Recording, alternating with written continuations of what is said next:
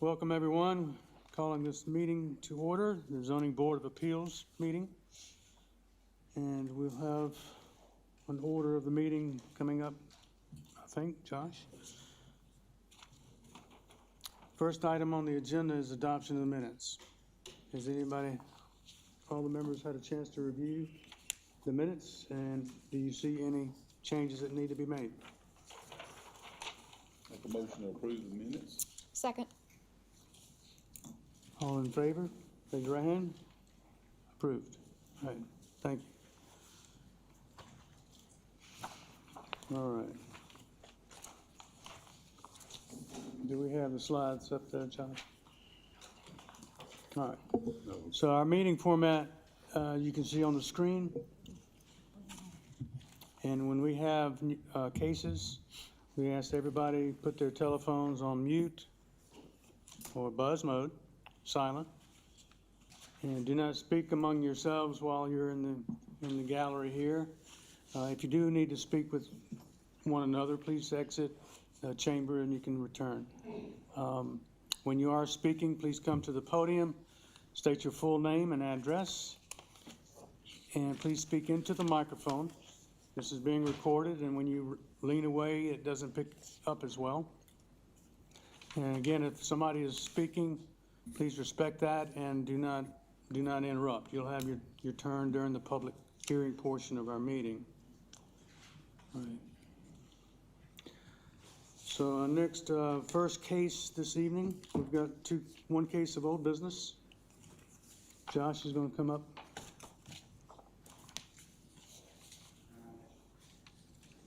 Good evening, Zoning Board of Appeals members. This is the first, let me first take a minute and introduce our new zoning administrator. Sorry, Rachel Grothy. Rachel started with us last December, and this is her first official ZBA meeting. So we're excited to have Rachel aboard. So this is part of our first case on our old business, case number Z20-33. It's a administrative appeal that was first came before you in November. We heard the case, there was some voting, and then it was, I guess I can go over some of the background, I'm sorry. It was the applicant was Spencer & Spencer. Basically, they were appealing an administrative determination regarding kind of the layout of the building and which way the proposed loading docks were facing on a Lazy Hawk PD, which is down in I-77 off of Lazy Hawk Road. It's kind of a little different than it was the original time. I'm just kind of giving you a brief overview of it. I have the old slides in here, the notes. I believe in your packets, we included the old PD, the new PD, some of the minutes from the council meetings were requested by a couple of y'all. We included those as well. And I made the plans a little bigger. I think Asia drew them up a little bigger, so hopefully they'll be easier to read than they were last time as well. Essentially, after the December meeting, the board requested to have this tonight, basically to receive testimony from the public and any applicable responses from staff and the applicant. So that's kind of where we are and where we're at tonight. So, Josh, did this first request before we got it 2 months ago, did it come about from, I mean, how did it arrive? Did they have a building plan to get approved? Or what was the purpose of the review at that time? the review was, I believe, the client of the applicant was doing some due diligence, looking at potentially purchasing the property, and reached out to our former zoning administrator to inquire about the PD regulations and what the layout of the building and all of that. And the zoning administrator kind of gave his interpretation. I believe that was in in your packet as well, the official administration determination letter. There was some email back and forth, and ultimately they ended up requesting an official determination letter, which is what they're appealing tonight, or what they appealed back in November, excuse me. Okay. Nothing has formally been submitted for us to review. Okay. That was a question I had. So the current PD plan that we're looking at is the one that from '98 that does not show is that the current plan? It's got roads in the middle. It doesn't have a big massive building on it. The current PD document is from 2016. I think that's the most recent one that we have. Is Not been amended. that this one? That's just the site plan. That was the sketch site plan that they sent to the zoning administrator at the time, asking for an interpretation regarding the building layout, and the note in the code that references, actually, that's a request on your screen in italics from the applicant, or from the engineer that represented the applicant. And the zoning administrator's response is in his letter to, that's included in the packet. But a plan, a submitted PUD, which is the up-to-date one? That's what I had a hard time finding when I got the package. This is the one we got today, the original, or the requested modification, which they Yeah. modified in 2016. Right. With these two items that were modified. Yeah, the height of the buildings and that stuff. So I just thought when you did a PD, if you had any substantial changes, which this surely is, when you look at the 98 PD that's on record, it's got roads in the middle of it, small parcels, phase 1, phase 2, phase 3, and then I thought you'd have to have a plan if you're gonna change it substantially like this. With a 1.2 million, what is it, over a million square foot building? Wouldn't that PD plan have to be resubmitted and changed to the planning council, not here, but to the planning and the county council? That Wouldn't it may have? be something staff would look at when something's formally submitted. Again, all that was kind of given us tonight, or Yeah. back in November, was, is this layout, would this layout potentially work? And it focused in on the orientation of the building, and then even more so last November, as you know, the word parallel. So my understanding is both of the PDs, the original and the modified, do not actually have a layout of where buildings are gonna go, or going. The original one does, yeah. 98 does. It's got a phase 1, phase 2, phase 3. I believe with the original one, there was a diagram that was provided with it that showed potential road locations, somewhat of a sketch plan, but I don't believe there was anything in the PD at the time that tied those road locations and all of that to, you know, like this road must be built here or anything like that. I have a question for you. In our packet on page number 12, at the very top, in response from, it said, well, I think it was from staff. The plan development does not contain a conceptual plan for further guidance. Additionally, since the plan development language was not crafted by York County, staff are limited in the discretion that we can provide related to the orientation of the loading docks. So who came up with the language parallel? I would imagine it was the engineer and the applicants and maybe some of the neighboring property owners. Back then, in 98, I'm not sure when that was, the word parallel came up. Okay, okay, I couldn't say who wrote that and okay. who used that term. But it I know wasn't, there was a lot of communication back and forth between the property owners, council, as well as some of the adjacent, the property owner, the adjacent property owners and council at the time. okay, okay.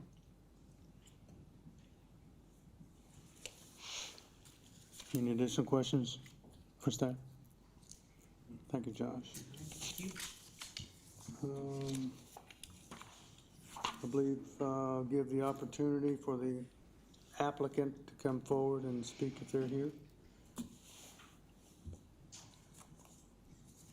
Anybody here with the applicant? Yes, Mr. White.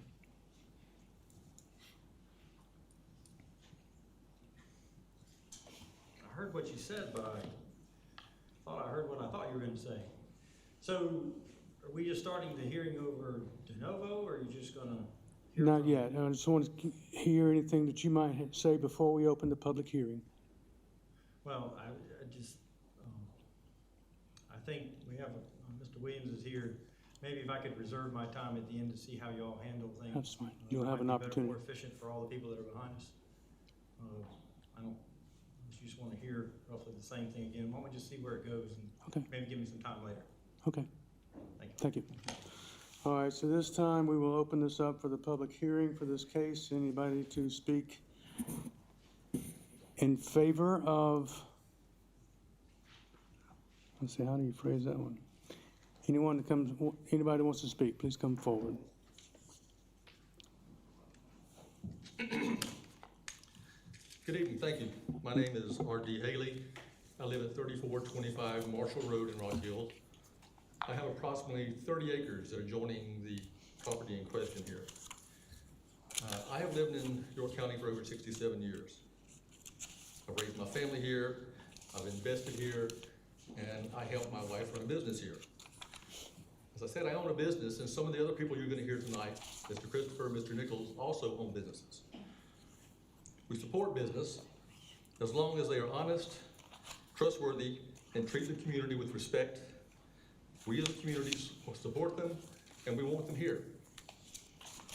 The problem in this situation is that the owner seems to be pushing for interpretation of the terms of the PUD to support development that was never contemplated originally, was never intended to be what they're proposing now, and certainly was never proposed at that time. First, they removed a large portion of the property from the PUD without staff amending the PUD, which, if I'm correct, poses some possible legal problems. Now they're slowly trying to change the interpretation of what the PUD says. The term parallel is what's in question here, but those terms are very small.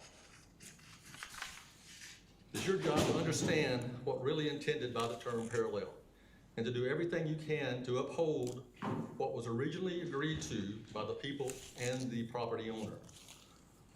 The entire purpose of all the conditions that were on this PUD were to ensure there were no loading docks backing up to the existing property owners, creating noise, lights, and other disturbances. These loading docks were to face the interstate and away from existing property owners. We are specifically asking you to affirm the staff decision as it makes the most sense in this situation and is closer to what was originally intended. You cannot read the term parallel in a bubble. Facts play a critical role here, and is the intent of the terms, not the word parallel, that we should be focusing on. In 1998, Joe Blanchard, the property owner, wanted to make plans and develop this property. There were concerns raised by the existing property owners or surrounding property owners and businesses with what that would be. Instead of having a big dispute, then Councilman Kerwood Chappell wanted the community and the property owners to get together and work this out peacefully. We literally spent countless hours in meetings together to come to an agreement about this development. We worked together to come up with a development plan that everyone could agree on. Everyone, even the property owner who wanted to develop the property. One that would allow Mr. Blanchard to develop his property and for that property to evolve over time. That also protected the surrounding businesses and the surrounding community as well. We worked together, and at the end of that agreement, we shook hands with this gentleman and submitted that proposal. I was personally involved in those meetings. Mr. Christopher, Mr. Nichols, Mr. Johnson, who is not here tonight because of COVID, we're all involved in those meetings. We were all in the room together. We helped work out that agreement, and we have notes from those meetings that you will be presented this evening. Most importantly, though, we have the original copies, which evidently I see you have now as well, of the 1998 PUD and the plats that were passed back at that time. The original plat plan shows there are internal roads, clearly indicating lots of quality small businesses, not a single 1 million square foot massive building. And the notes show that noise and loading would face the interstate and away from existing property owners. I'm simply asking now that you make sure that what was agreed on then remains in place now and into the future. Please review your prior decision, or please reverse your prior decision and uphold the decision of the planning staff. We, the people, should not have to hire lawyers to fight for what was originally approved and submitted at that time. Thank you for your time. Thank you.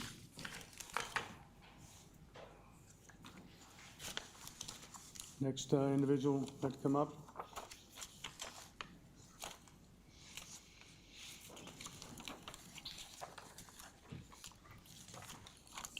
Hello, my name's Darren Nichols. I'm Nichols Store in Rock Hill. I've lived in the Rock Hill community for all my life. I've lived in York County for all my life. Excuse me. I own approximately 2,400 linear feet against this property in question. In 1992, myself along with Donnie Christopher, Robbie Haley, purchased approximately 90 acres of land, which contains a 12-acre lake. The lake is fed off the property in question. We purchased this property with intentions of having a peaceful, quiet neighborhood for us and our families to have the ability to build on, as well as our children. Providing a nice quality of life was our goals. I support business growth in the area, as long as the business is honest, trustworthy, and respects the community it resides in as well. In February 1998, Bob Fuel sold Joe Blanchard with Blanchard Investments approximately 179 acres. Knowing Joe from his visits to my store, we began talks of his plans. With the property he purchased, I had certain concerns. I contacted our councilman at the time, Curlwood Chapel.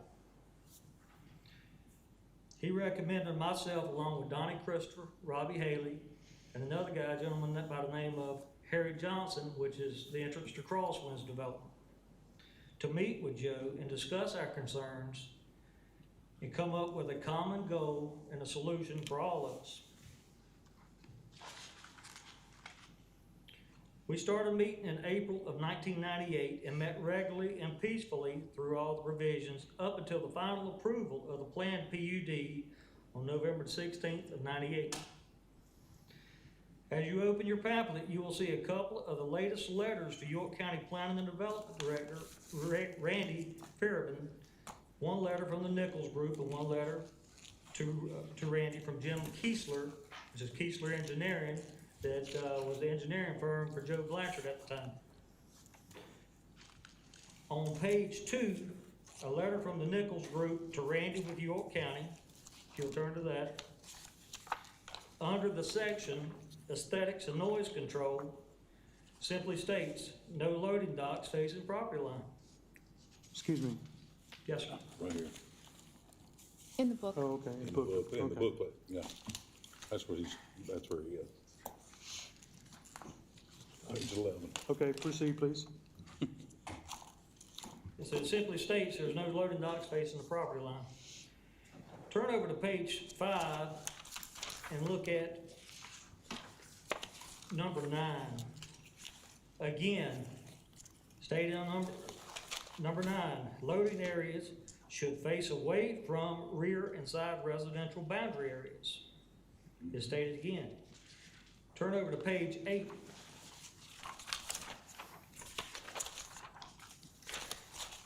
This is the letter from Joe Blanchard's engineering firm at the time, Jim Kiesler, Kiesler Engineering. This letter is made out to Mr. Randy Farabin, York County Planning and Development Director. At the top of the page, it says, Dear Randy, this is a summary of our comments and discussions with Mr. Blanchard related to our meetings with the Nichols and Crosswinds Group on Friday, October 2nd at 8:30 a.m. Within this letter from Joe Blanchard, Blanchard's engineer, on page 11, again states, this is Joe Blanchard's engineer, stating again, loading areas are required to face away from residential areas on the current plan. Even if you move later in this pamphlet to page 13, this is a letter dated Thursday, June the 30th, 2016. When it was a rezoning case that was brought up. Halfway down the page, you'll see where the staff opposes removing the language restricting the loading dock orientation toward residential areas. Turn over to page 16.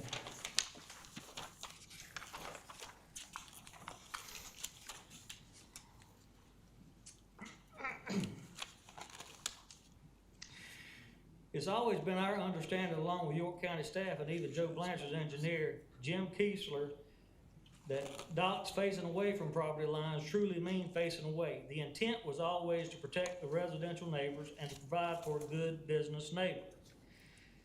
Here on 16, under staff analysis and findings of the Planning Commission report, simply states again down at the bottom in 3.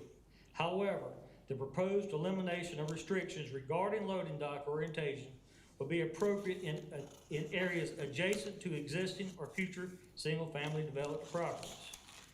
We have all the original copies from back then. Everything that's found in this pamphlet, we have the original copies. I also have the original plat from 1998 that shows the internal road systems. You got the little small pictures, but we have the full-size rendering if y'all would like to see it. Thank you. Thank you. Next, someone else coming up?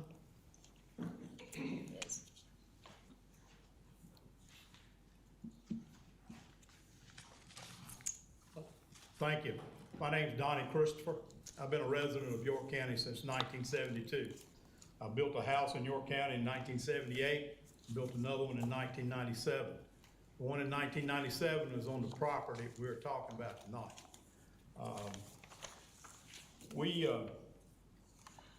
I've sit here 4 hours last time, and just a brief session tonight because we're on the number 1 slot.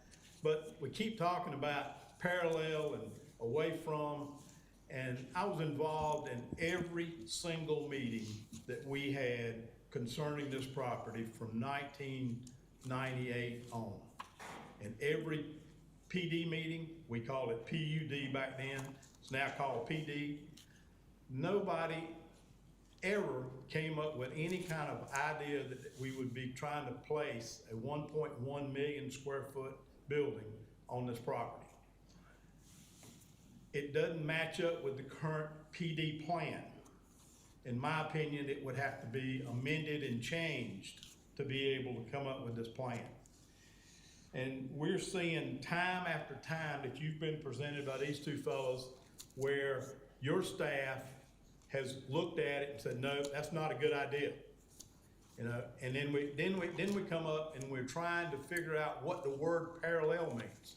Well, you can look that up in the Webster Dictionary, but I can assure you, every time we got with Joe Blanchard and all the homeowners that were involved in this thing, we always had them involved in it, and we always had the mentality of, look, let's make this nice industrial park.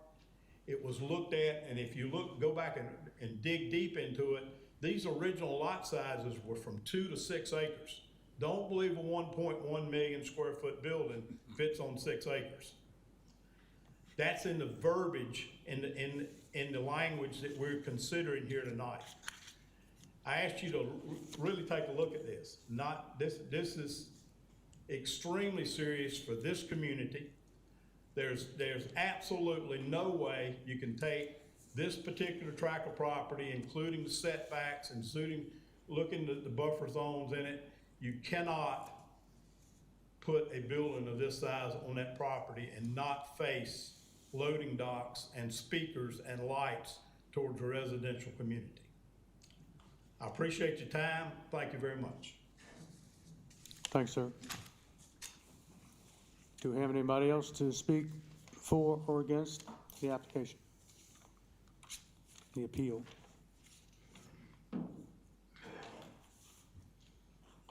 Hi, my name is Sandra Spicer. I reside at 3587 Enterprise Drive, which is in the Crosswinds development.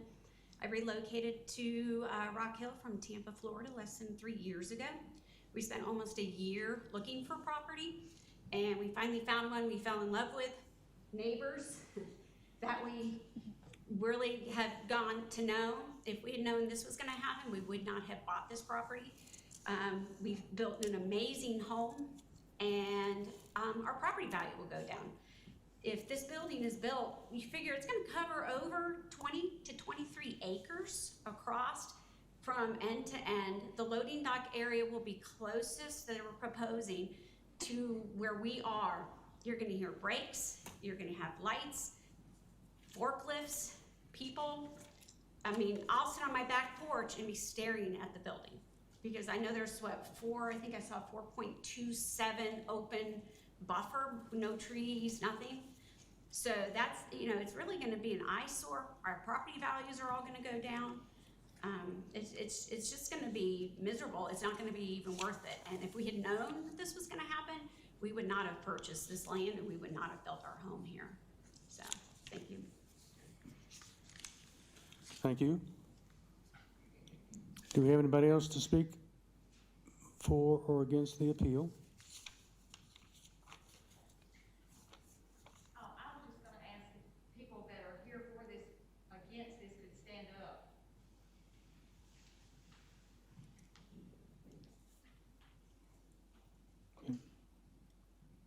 Thank you.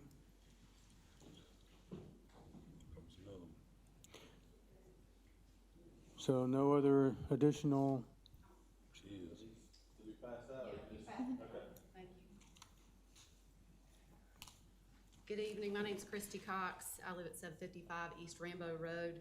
I'm a resident, and I wanna make clear that I'm here in my personal capacity. I'm not here in a representative capacity. The things that I say are based upon my opinions, my perspective. I've lived, for those of you I don't know, I've lived here my entire life. I raised my 3 children here, own a business here. My family has gone back generations, and my interest in this issue is to make sure I do my part, simply to ensure that you all have all the information that you should consider when you're making your decision. I understand at the first hearing on this, you were provided one side. You weren't allowed to hear from some of the other individuals, and I'm glad that they've shown up. The problem in this situation is that the applicant's asking you to pluck 1 or 2 words out of a very complex deal that was done, a multi-page zoning development agreement that was drafted over 22 years ago, and interpret it so strictly that it allows development that never was intended. In fact, if you look at the documents that you were provided, there's a plat that was submitted with the 1998 plan that has roads and a road plan in there that would basically be in the place of the building that they've proposed in the sketch plan for this one. I'm not gonna argue with you that the 1998 PUD plan is old. I completely understand the owner's rationale to wanna sell it. They wanna get rid of it, they wanna develop it, they wanna put it on the tax rolls, and that benefits all of us to make that happen.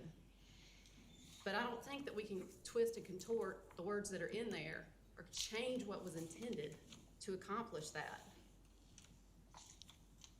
I think what needs to happen is it needs to be revisited. Folks need to come to the table. It needs to be amended. We need to have economic development come out here. We need to provide incentives for good development. We need to help them. But we can't change what the PUD is already there for and what exists. In this case, by asking folks to interpret these 2 words to basically mean that anything that is not parallel complies just doesn't make any sense. You've heard from the folks that were out here who actually negotiated this. Kerwood Chapel encouraged all the folks to come together and to come up with the deal. And if it were that you could turn the building 1 degree, that certainly wasn't what was intended. The original 98 plan, again, attaches the site plan. If you look at that, it has roads in place of what they're proposing now. There was never any indication that it would be a single massive building that would have allowed the development they're looking to do.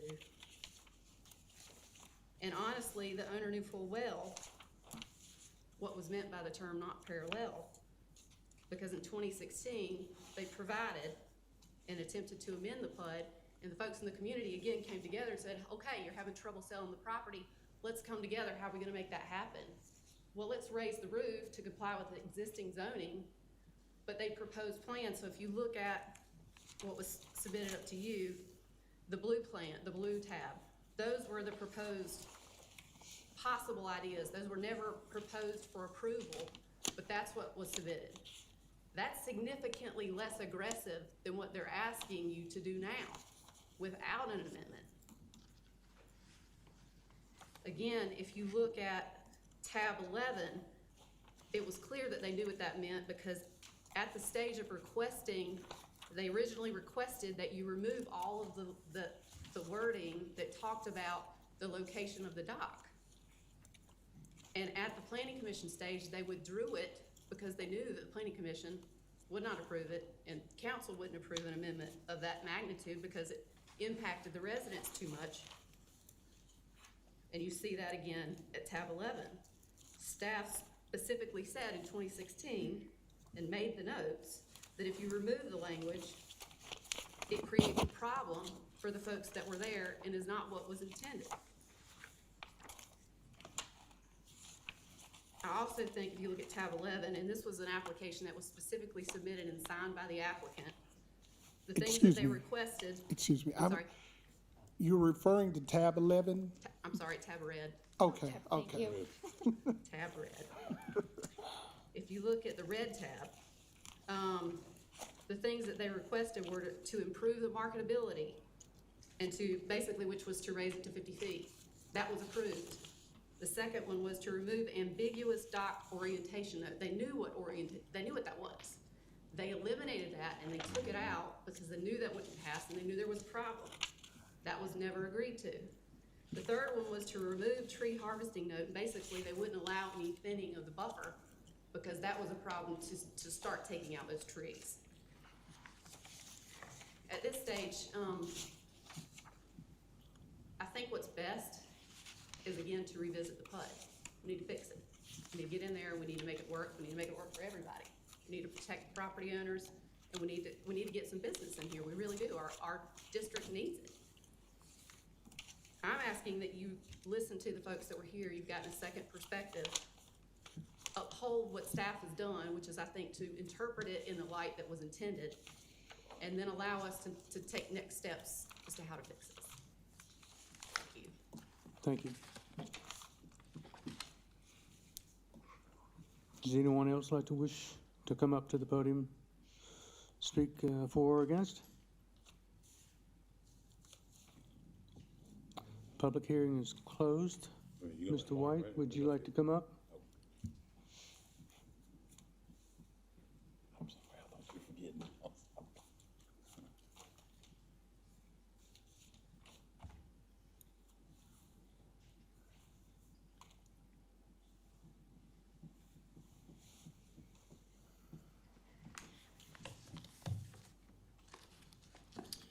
Thank you. My name's Mark White. I represent the applicant. I will note again, there's an error in the staff report. This application, this appeal of the zoning minister's decision was solely about one parcel, not about all these parcels. It's 617-0000001.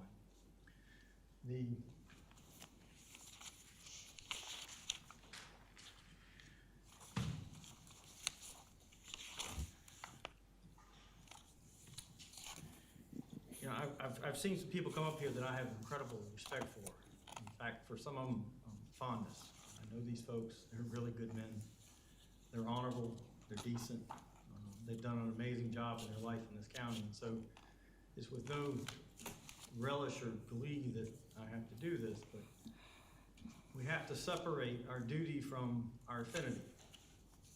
And your duty tonight is very specific. Your duty tonight is rather limited. And there's another honorable man who's not here tonight. It's Mr. Blanchard. He's too sick to come. He has a severe illness that is significant and critical. And so you don't get to hear from him tonight. I don't doubt for a second that every person that I know that spoke tonight told you absolutely what they believe to be true. But Mr. Blanchard has a perspective, and it is an honorable one and a just one as well. So even with these men that I have tremendous respect for, to the extent that any of them suggested that Mr. Blanchard does not run an honorable or honest business, or has done dishonorably or dishonestly, then I would have to respectfully take exception.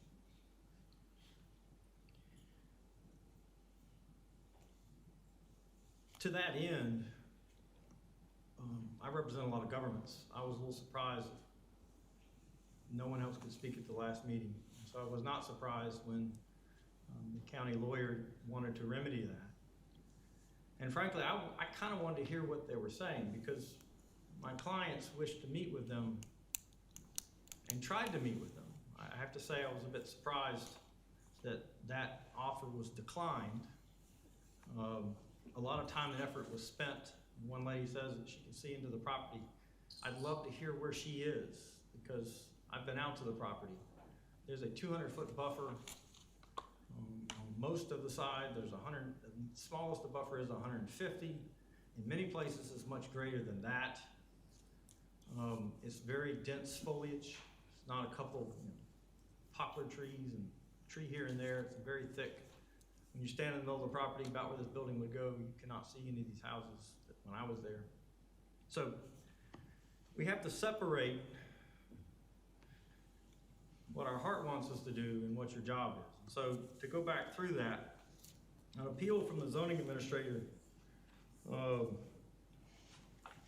is defined by your code section 155.591, and it's authorized by the South Carolina Code at 629-800, which says that you have these powers to hear and decide appeals where it is alleged that there was an error in the order, requirement, decision, or determination made by the zoning administration official in the enforcement of the zoning ordinance.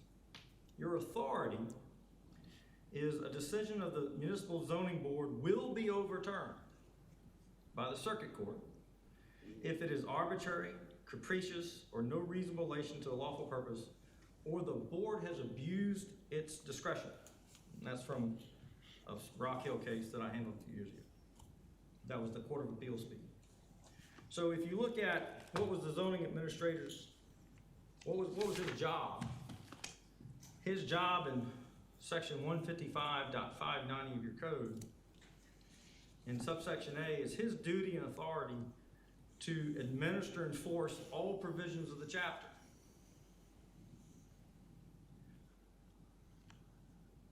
The PD that was amended in 2016 is not just a zoning code, it is an ordinance of York County Council. It replaces zoning for this property. And it is all there is to govern this property.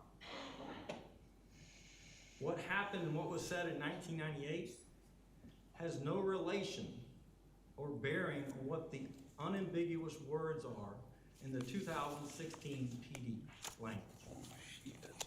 And if you have any questions about that, you have an incredibly able lawyer here. I would suggest you take him back in executive session and ask him that question. But the document you heard about with roads, that is not even part of the 98 PUD. That is an enactment of York County Council. It is a legislative enactment. The statute of limitations to attack the 2016 it might be 90 days, it might be 120, but it's measured in days, not months, not years. And so what you're being asked to do is to overturn what was passed in 2016, even though the time to do that was gone in a matter of days. An incredibly short time period for someone to attack. What should have happened, when Mr. Nichols goes up here and reads that language, I hear him.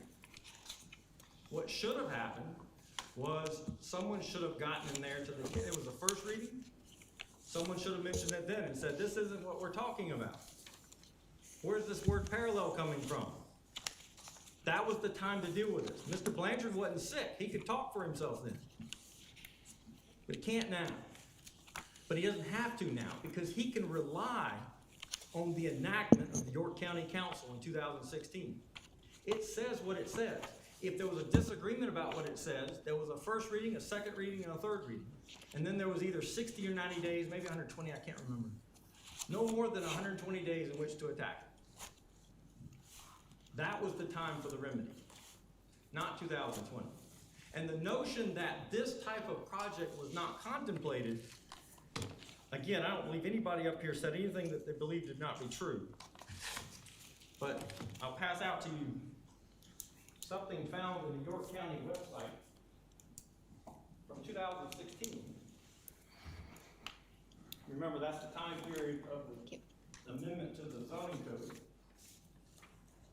I want to look at that.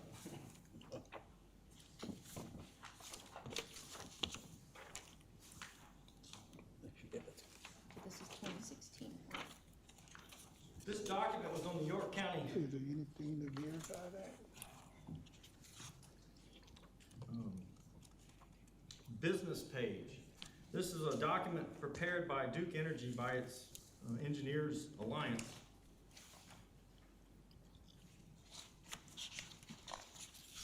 From 2016.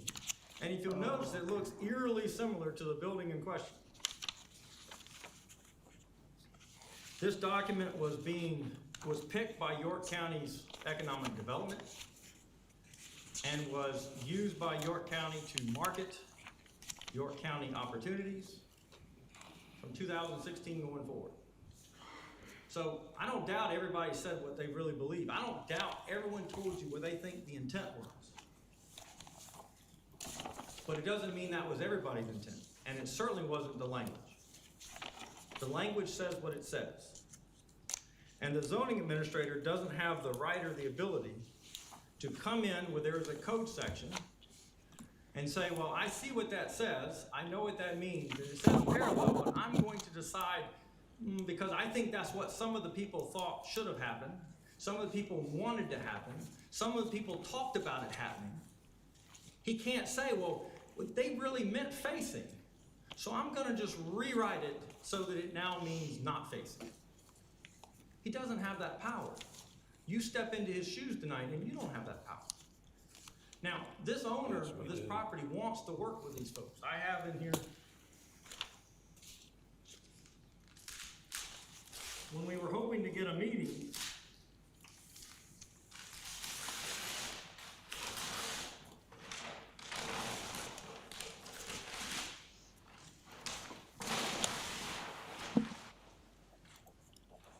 so here's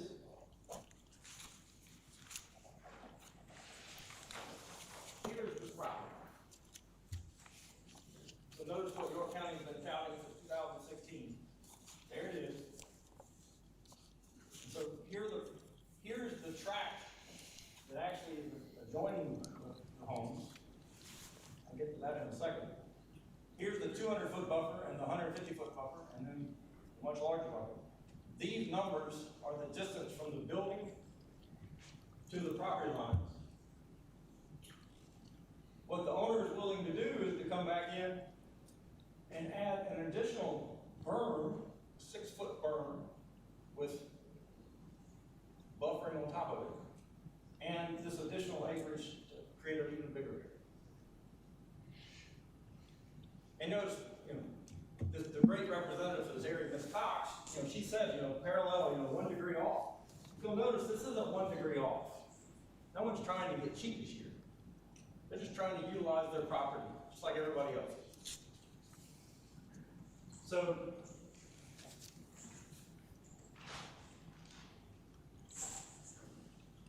I have one quick question. Yes, sir. So what you just mentioned as far as the berm and the other items that the owner is, or changes they're looking to make, and I use the word changes lightly, this has not been discussed with the surrounding property owners? Because I know you mentioned you haven't been able to This buffer is here. gather a meeting? This buffer is here and has been there since 2010. This area, I think, has shown up on something. In trying to figure out how to accommodate and be a good neighbor, the thought was, well, maybe adding some elevation on a berm. Berms are usually the last thing people want to do when they're paying for it, and the first thing the neighbors want. So just guessing, a berm was added, this long berm was added to the short side to try to create what usually is the best for sound and visual and things like that. So again, without having the ability to meet, it's just kind of spitballing in the dark. So here I have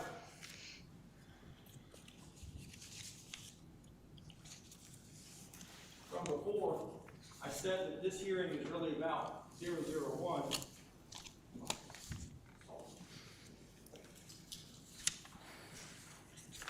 This is a visual layout of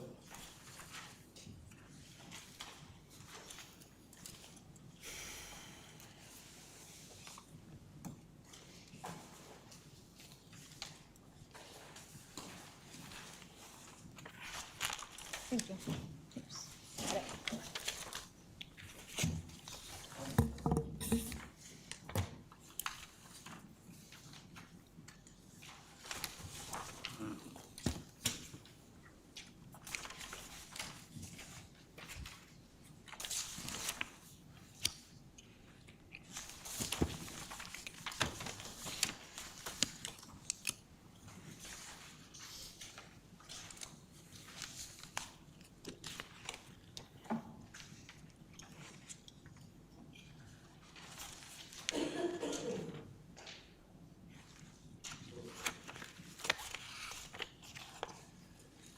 All right, so what I've just asked you to look at, the first one shows the track in question is 617-000-001. An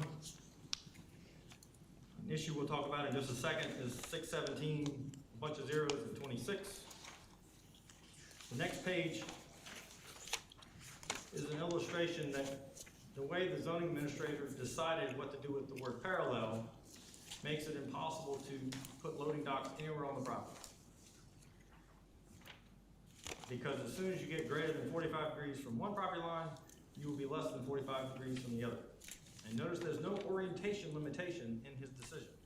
So if you aimed them toward the interstate, you'd still be violating his decision. Yeah, but a lot of this came, the necessity of all these loading docks was a massive change to the size of the building from back then. So, I mean, it only stands to reason, if you made it 3 million square feet, you'd never get an angle either. So I don't understand what that's got to do with parallel and the loading docks facing the neighbors. So this, you're talking about the pink and the blue and the orange, where you're trying to fit, right? I am. Well, you're going, how big is this building? 1.2 million? You can make So- this building 100 square feet smaller than a U-Haul trailer, and you cannot put, using his definition, you cannot put a loading dock on that track. On the, facing the interstate? You can't even face the interstate. Well, now, because he made the paper no we have, adjustment for orientation. But the rezoning case, the file, the public record, it says in here that staff is not gonna let you remove the loading dock orientation towards residential areas. I mean, they say it. Now, the word parallel sprinkled in there, good point, okay? But they also say no, and if you make the building bigger, naturally it's gonna be harder to put more loading docks in there. All right, well, hold on a second. There's 3 issues you brought up. Issue on size of the building makes no difference. Based on the zoning administrator decision, you cannot, whether the building is size of my house, 2,000 square feet, or whether it's 1 million square feet, you cannot you cannot place a loading dock on that track. Because the second you get 45 degrees or greater from one area, you're going to violate the other. And he did not adjust for orientation away. Okay, you're talking the sides, but as far as the interstate side, you could put all the loading docks. Not based on his decision, you can't. Why couldn't you? Why couldn't you? Yeah, Parallel works both ways. No. but No, he's it's talking a about residential. It's facing. It's facing, it says that clearly, it's Those aren't facing facing. residential. I'm talking about Right. the interstate side, the I-70, it's I I-77. understand what you're saying, and all y'all are saying, this is what he meant. And again, you gotta look at what he wrote. Let me ask one question. Okay, so you say words matter and that the definition is what the definition is.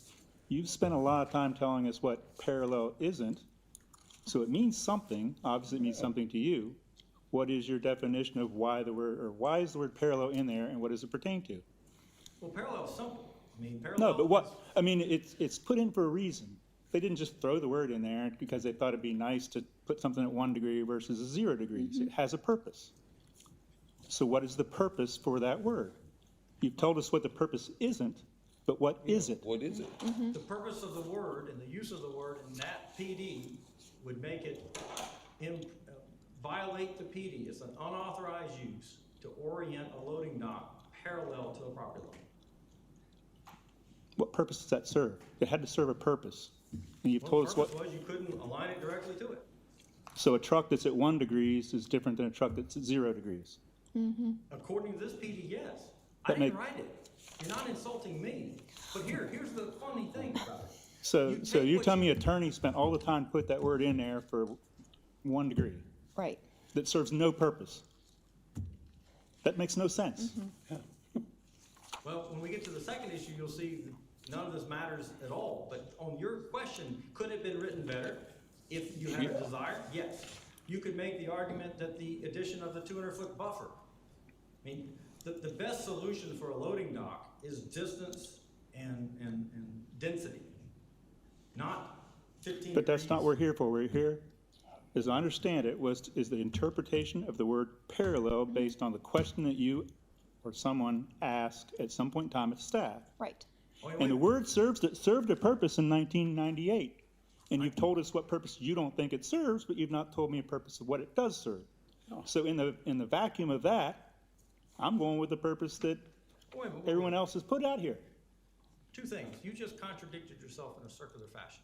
You said it can't mean parallel, just pure parallel, because it doesn't serve a purpose. And then I say, well, the purpose is better served by something else, and you say, well, that's irrelevant.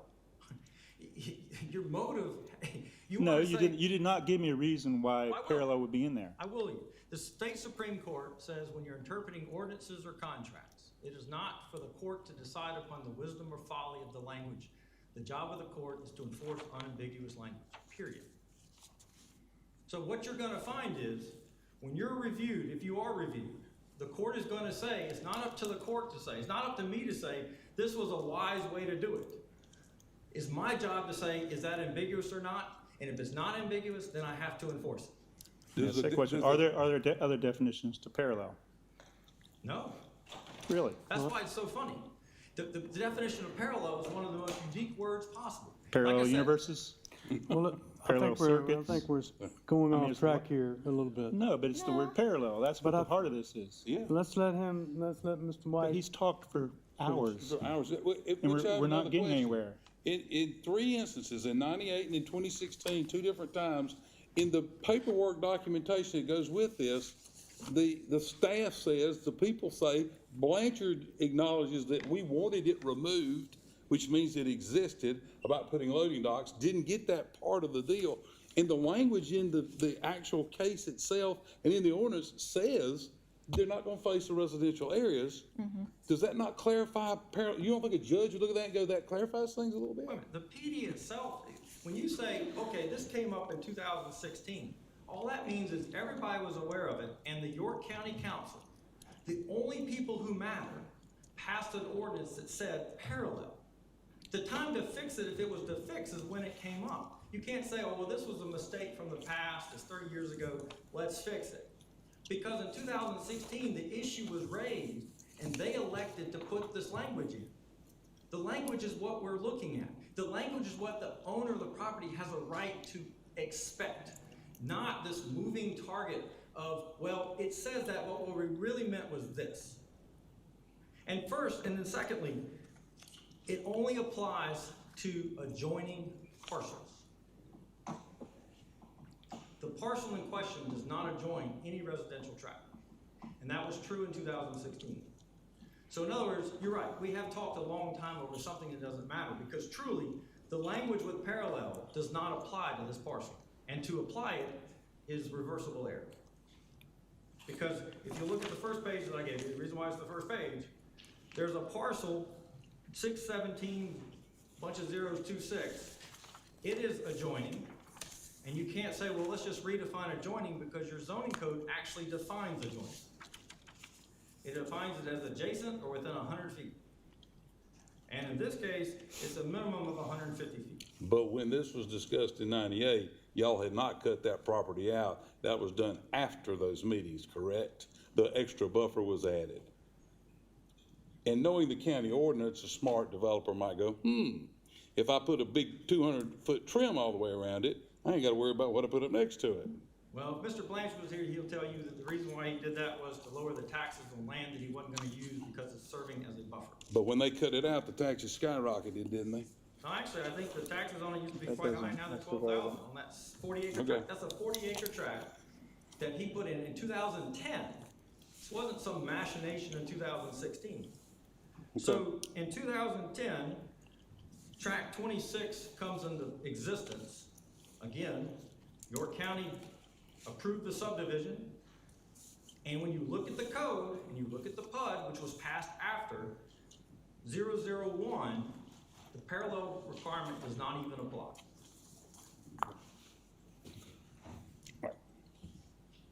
Now, this owner is willing to meet with them tonight afterward. If this doesn't work, if they're looking at this going, well, that's just stupid. Well, tell us what's not stupid. But this owner owns a tract of land. This owner has an expectation that the zoning, he has a vested right in this zoning. He has a right to expect that the language of this zoning will be enforced. Your job is to enforce the code, not recreate it, not reinterpret the way you think would be nice. Your job is to enforce it as is written. And as is written, this tract of land does not have a parallel condition on it. And even if it did, the building is not parallel. And York County has been pushing the same exact design for 4 years. For those reasons, you should not revisit your decision, and we should proceed. And if you do proceed, there's a long way to go in this, and this owner is willing to work with the county and work with these neighbors to be the best neighbor possible and create the best thing. And then a couple things. You were told, well, it's a neighborhood. Look at the uses that are allowed. Permitted uses: light industrial services, institutional services, sign manufacturing, machine shop. One of the loudest uses, short of concrete or rock tearing up. Research lab, professional facilities, professional offices, building material sales. These are all the express uses. So what you really have is you don't have enough buffering between your districts. But again, all that's water over the dam. From a zoning perspective, you try to not have this heavy of a use that close to a residence, and you try to taper it. You have maybe light commercial, but that's not what we have. It's not because of parallel. It's not because of this big building. By the way, this PUD, it talks about a minimum lot size. It's not talk about a maximum lot size. Also, the one very nice lady says, well, what about light? Well, that's actually covered. Lighting has to be shielded from the residential areas. So that's protected. This is the document that defines the cake.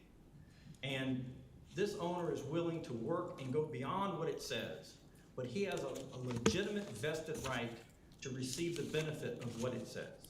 Because the time to attack this was between first and second reading, second and third reading, or for 60, 90, or 120 days, I forget, after it was done. I have a question. So on page 11 of our packet, the applicant does ask our administrator whether the loading docks are allowed if angled relative to the common property line. In other words, not parallel. Then he asks if so, how much of an angle is considered sufficient? So he asks specifically our administrator how much of an angle is sufficient, which, our administrator comes back with, which shows there's some discretion left. To me, shows that the staff has some discretion based on what outcome they want, which is to mitigate, make sure that there's no adverse impacts to surrounding properties, noise, visual disturbances. So to me, there is some discretionary there that was left to the administrator, because they asked him point blank, what is The fact that an engineer sufficient? asks a question that has no legal relevance does not mean that the law is different. And all I'd ask is, ask your lawyer. The zoning administrative decision does not have the discretion you're talking about. He only can interpret the code as it is written. And if you don't trust me, I'm not your lawyer. But there he is asking, because I'm telling you, South Carolina law is very clear. He does not have, he is what they call a municipal, all my city word. He is a governmental official of limited authority. He cannot usurp the province of the county council. And that ordinance is the province of the county council. He cannot change a comma. Something that's left to be interpreted, he can interpret. The word parallel, that's the seeing eye double. It's the perfect shot. You can interpret a lot of words, but you can't interpret parallel. But in any event, It doesn't even apply to this property. The fact that some engineer asked a question on a piece of property it doesn't apply to doesn't change, it doesn't apply to this property. This property is not adjoining per the zone. What he should have said was, you don't need to ask that question because according to the York County Code, this property does not adjoin any residential area and that provision does not apply. That's what the zoning administrator should have said. Mr. White, in the application to amend the PUD, signed June 2nd, 2016, relevant factors pertaining to the rezoning, number 1, it says justify your reasoning. The second reason was remove ambiguous dock orientation note. Last time you were here, you were saying that's not ambiguous, and I would agree with that. Parallel is parallel, right? I mean, we've got scientists, engineers, architects, builders.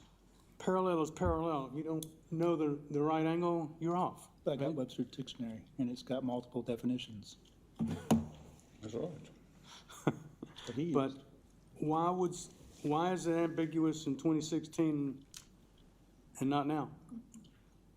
I don't know anything about the 2016. All I can say is the law is the law, and the York County Code ordinance is the York County ordinance, and the law on what the zoning administrator can do with it, and what y'all can do in review of him, has not changed because someone checked a box or someone made a claim. The word parallel is not ambiguous, you're right, it's not.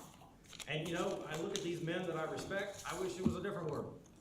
But I'm here because this owner has rights, and I'm here to try to do the best that I can so that y'all see through, even though your heart wants to go one way, even though your mind says, like Mr. Hunter, well, what are we really talking about? Even though like Mr. Craig says, well, that's not what we talked about in 98. All those are very legitimate perspectives, but yours is a limited duty. I started with, it's not about affinity, it's about duty. And your duty is to enforce this ordinance the way it is written. But this board is a state-appointed board that does not give vested interest on any property. You can't get it from planning, you can't get it from the county council. So we can rule it's an appellate court to appeal a zoning decision, which is what you're doing. And so, we're not as hamstrung as you think we are. Actually, I don't think it with the laws. I would just refer you to Mr. Kendry. He would explain to you, you have a very limited role by the Land Use Planning Act of 1994. And he can explain to you what that role is. But we can't do de facto rezoning. And what you're presenting tonight is just that. Because the people haven't seen it, nobody's looked at these options, these plans. It's like, this is the wrong venue for that. By your own words, it should be done at the planning commission or the county council commission level. And what I've got in front of me says, okay, we have this argument over the word parallel, but all the documentation from 98, from 2016, there is no new PD plan for us to look at. So no plan's been submitted for with a 1 million square foot building on it. But it does say in here, it's not to face the property in 3 different instances. And what you're looking at is not the code, it's not the ordinance. Well, then where is it? Yeah. Where's your PD plan? There isn't one, is there? And for 2016, what did you submit to the county that shows this? No, I'm sorry. When you revise a PD this much from 15 buildings or 8 buildings or whatever to 1.2 million square foot building, that's a significant change. Now I'm talking for the planning commission. I need to shut up. That's not our affair here. But it is not I don't see the other plan that you're telling us to go by other than the ones that have the verbiage that say don't face the residents. Mr. Craig, the only zoning for this property is what is part of the 2016 ordinance. What Right. you're looking at is not part of the 98 ordinance or the 2016 ordinance. Oh, if you want to slice it that way, but the instructions, well then why does the word parallel matter then? Because It that's where doesn't. it is too. It doesn't, because this track is not adjoining. You're right, it doesn't. And it Okay. hurts me to say that on many levels, on a personal level, but Okay. it's true. Okay. So why we spent 2 meetings That's discussing? good about that. Why did you even bring it I before us? brought it up before, Yeah. y'all were more interested, and I got a sense that you were gonna do the right thing on parallel, so why would I argue? You take the outcome. But if you'll notice, I argued it both times. I preserved the issue both times, because Yeah. I can Preservation is important. for the record. Merriam-Webster, parallel. First definition is extending in the same direction everywhere equidistance. Which is definition that you've used. But as you go down, another definition, similar, analogous, or interdependent in tendency or development. Readily compared, having identical elements or corresponding positions. So my point is there are more than one definition of parallel. Yep. And they mean different things depending on their context. And the only definition that you will find in Webster or any other dictionary that could apply. That to was this one Webster, and is it didn't the say here that we had to use the first definition. I'm just saying the other ones don't apply. You know, I took a parallel position with another company. Well, I have used parallel track, meaning in a general same direction. Yeah. But we don't say that when we're laying pipe or building a building. But we often say that roads run parallel to the creek. That's right. And there's no creek that I've ever seen that's equidistant to a perfect road. That's So, right. I mean, All right, Mr. White, do you have anything else, please? They're generally done. Anybody have any questions for Mr. I would like to make a motion to go into executive session to pursue legal advice. Second? Got a motion to go into executive session. In a second, in favor of going into executive session, raise your hand.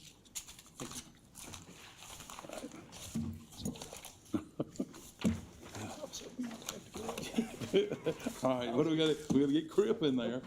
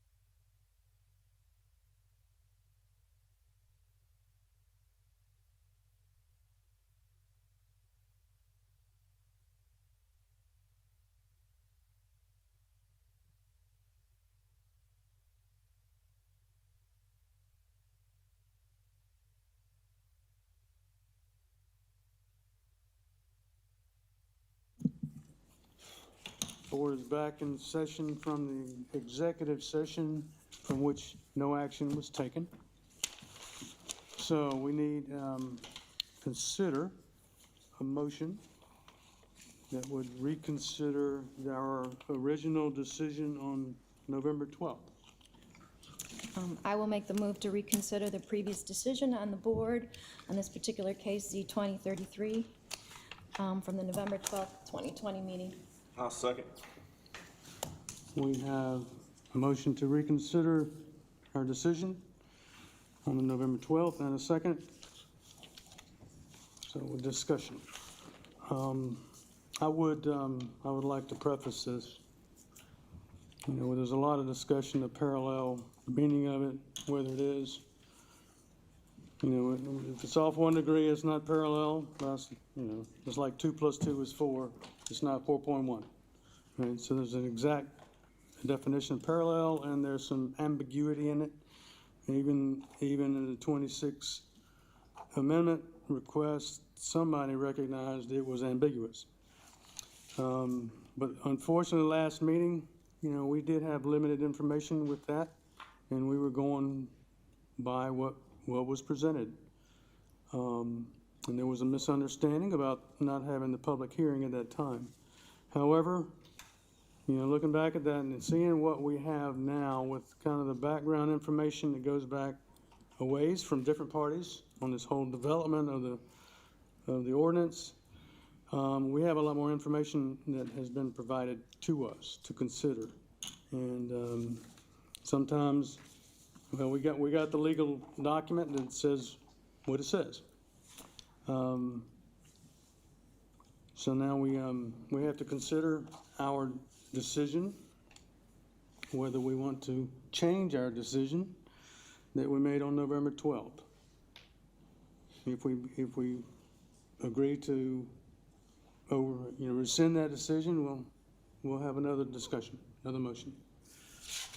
So let's go down the line here without, just present your case. Well, I thought that, don't we have to vote to see, Yeah, we got a we've got a motion and a first second. and a We need a second, vote. don't we have to vote on it first just to We got a open it motion up and a second, we need a vote. before we get to discussion? I thought we did. Never mind. Okay, We just had a second. all right. All in favor of the motion to reconsider, raise your right hand. Unanimous. Okay. Okay, now we're going through. Yeah. Okay.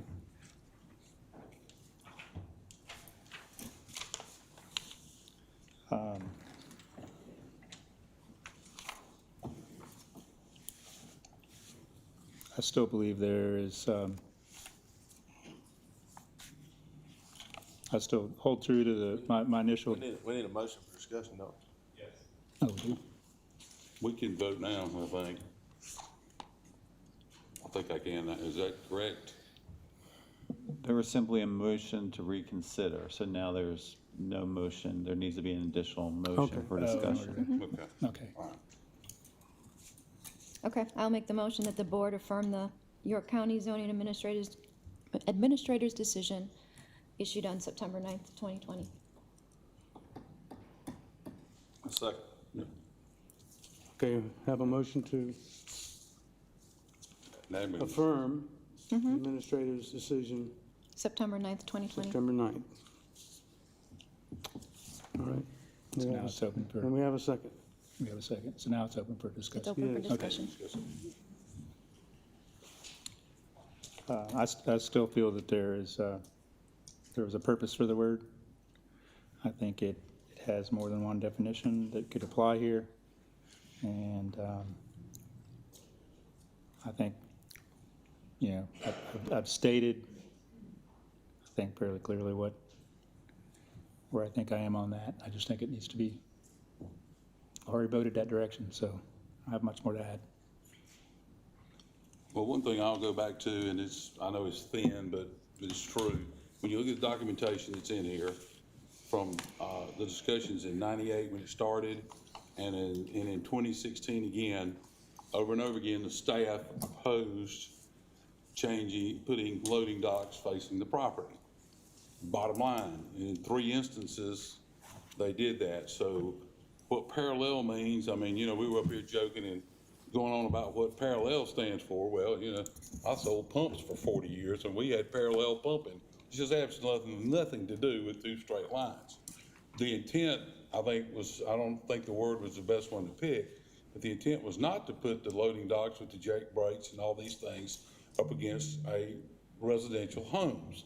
And because of the complete lack of quality of life, plus when the meetings took place with the citizens back then, they were talking about a whole nother plan, a whole nother use for the property. And even in the way it was designed and the way it was laid out. Who knows? You could sue, one side can sue, the other side can sue, whatever. There's a lot of evidence, but the intent was not to allow what's going on. So, and I live out in that community. I don't live directly, I'm not affected, but I'm close enough to it that I understand, I know the people in the area and everything else, they want to have their quality of life, and they want good development. You're talking about people that run stores and businesses, so they're not anti-business or anything like that. But, and so I'm kind of, I felt like that we got too, well, I guess I'm wrong, but too detached on what parallel means. The bottom line is, and then the gentleman that represents Blanchard was up tonight, and they have new designs and things to consider in this. I think this needs to go back to the planning phase, in my opinion, because we're here to rule basically on interpretation of a word. And I personally am not qualified, I don't think, but our position, last time I voted against the reversing what the staff said, and I voted to affirm what they said, and so I'm gonna probably stick that way again this time, because I think the outcome for everybody is better. If that's wrong, I'm wrong. But those are my thoughts on it. Yeah, again, I mentioned that the historical information that was presented to us does present the case for not having the loading docks aimed toward those residents, primarily from a noise. The noise has been raised several points there, several places. 2010, they made a change in the being adjacent or adjoining or contiguous, you know, with that new parcel, and whether the intention of that is still have the noise issue. That doesn't change. Unfortunately, the 2016 ordinance didn't look at that. And you done? I'm sorry. Yeah, go ahead. And again, I go back to what the applicant asked specifically, the administrator, you know, if the loading docks were allowed, if the angled, you know, if angled relative to the property line, and they asked if, you know, how much of the angle is considered sufficient. And again, the PD language was not drafted by York County, and neither the PD nor the York County zoning developments defines parallel. So there's some discretion, I believe, that's left to staff based on what the outcome is desired, which in this case, anything less than 45 degrees would not mitigate or bring it would allow more, you know, it would not mitigate the adverse impacts of the surrounding properties of any kind of noise or visual disturbances, and I think that's what the outcome is.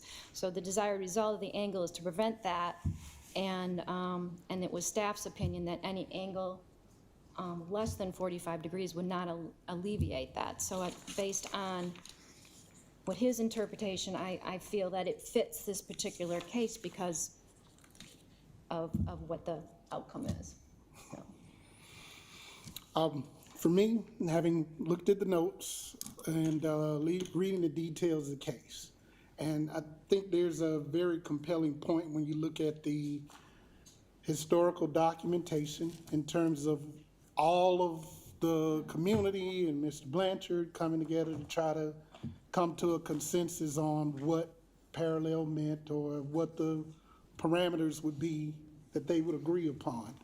A lot went into that, and somewhere between that time and now it appears, well, something's changed in terms of what they agreed upon, or, you know, I can't argue that. But with that being the case, it came before staff, a decision was made, and for me, looking at the details, I didn't vote last time, but looking at the details before us now, I don't see, for me, enough to overturn his decision. Rather, I would affirm it, so. So, last time we made this vote, I voted to overturn. But I believe I was only getting one side of the story. After receiving some more information, and I really honed in on what somebody said earlier.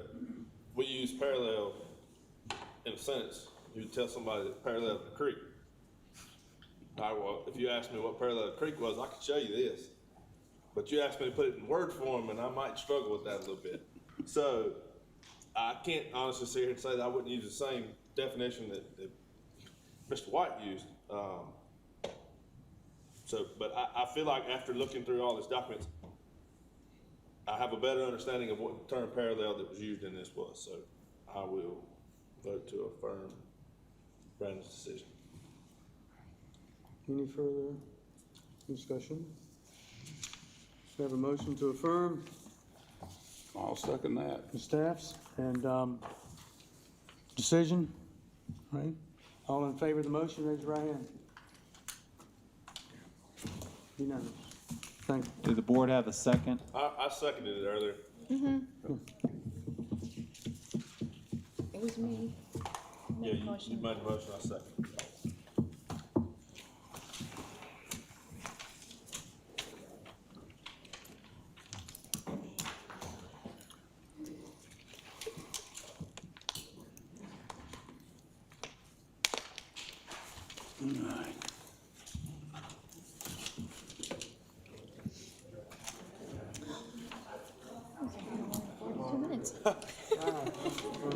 That was to, We're good.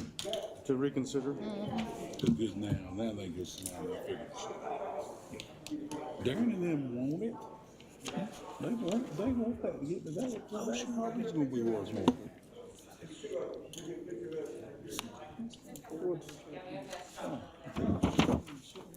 here you go, hon. I got it.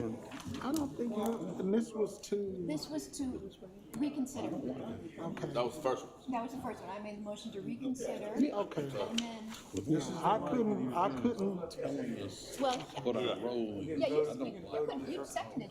Did you no, not vote? I seconded your he motion. You voted seconded on it. it. I was told, You voted. yes, I could vote for it, I just couldn't put forward a 1, 2, motion 3. second, He technically should. because I didn't vote originally. Oh, you have to do this one. All right, we got 4 more cases. Ah, I feel bad for them. They're just sitting there. You know what I mean? Come on. Oh, I still. Now they're gonna get it fixed. We need to keep any of this in That's there. what happened. This will come back to us. Because I believe it's coming back. It's going somewhere. Yeah, it's probably coming back. but when they it did their might take some landfill time. thing, we flipped on them, and when it went down, and they were judged and everything else, they couldn't do anything. All right, our next case, Z21-1, first case of 2021. Yes, technically, I believe the next item on the agenda is still under old business. It was a case That's my that opinion. had been deferred for a while, and it was case Z20-29. And just the applicant requested, notified staff and requested that his application be withdrawn. Okay. Okay. And the next agenda item before you is new business, is case Z21-1, like you said. It's an application by Mr. Herman Brewster. Property is located at 10 Pine Point Road in Clover Community on Lake Wild. Tax map number 577-2501-005.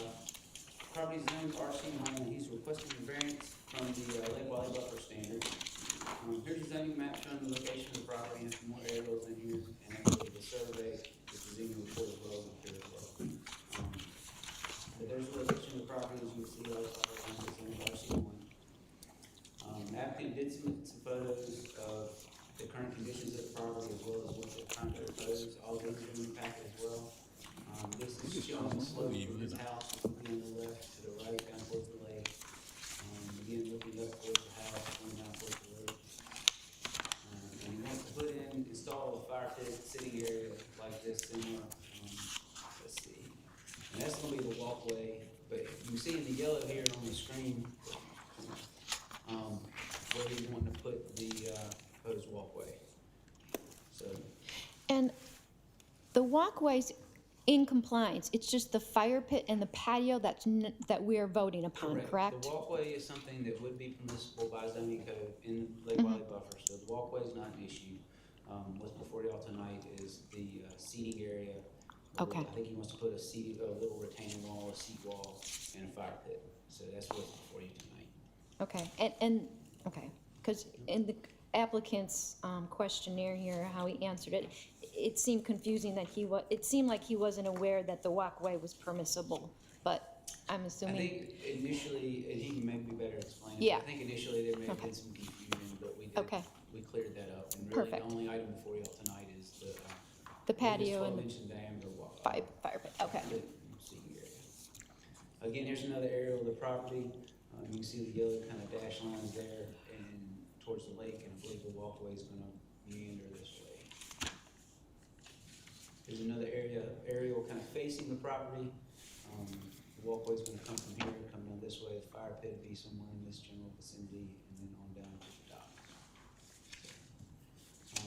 Here's the 4 points approval criteria we've been putting in the PowerPoint for a while now, before y'all. At the end, and one thing that we did ask, and I spoke with the applicant earlier, if the board does see fit to approve the variance, staff would recommend a condition that some additional landscaping and potentially even a rain garden be installed to help mitigate the impervious surface they'll be putting in the Lake Wiley buffer area before it gets to the lake. So, with that, I'd be happy to take any questions. What's your definition of a rain garden? I'll get it. It helped filter the water before it gets to the lake. Thanks, Tony. You are so bad. Oh, God. Yes, sir. So, if you were building this to have some level Turn your mic on. Turn your doohickey on. so if you were constructing this sidewalk, this walkway to have some level of handicap compliance, that long of a run, you might have a landing area. How big of a landing area would staff approve that's not considered a patio? And I'm taking the fire pit out, but just if you had a walkway and at some point in time it was widened as a landing area, would that be allowed? Good question. Potentially.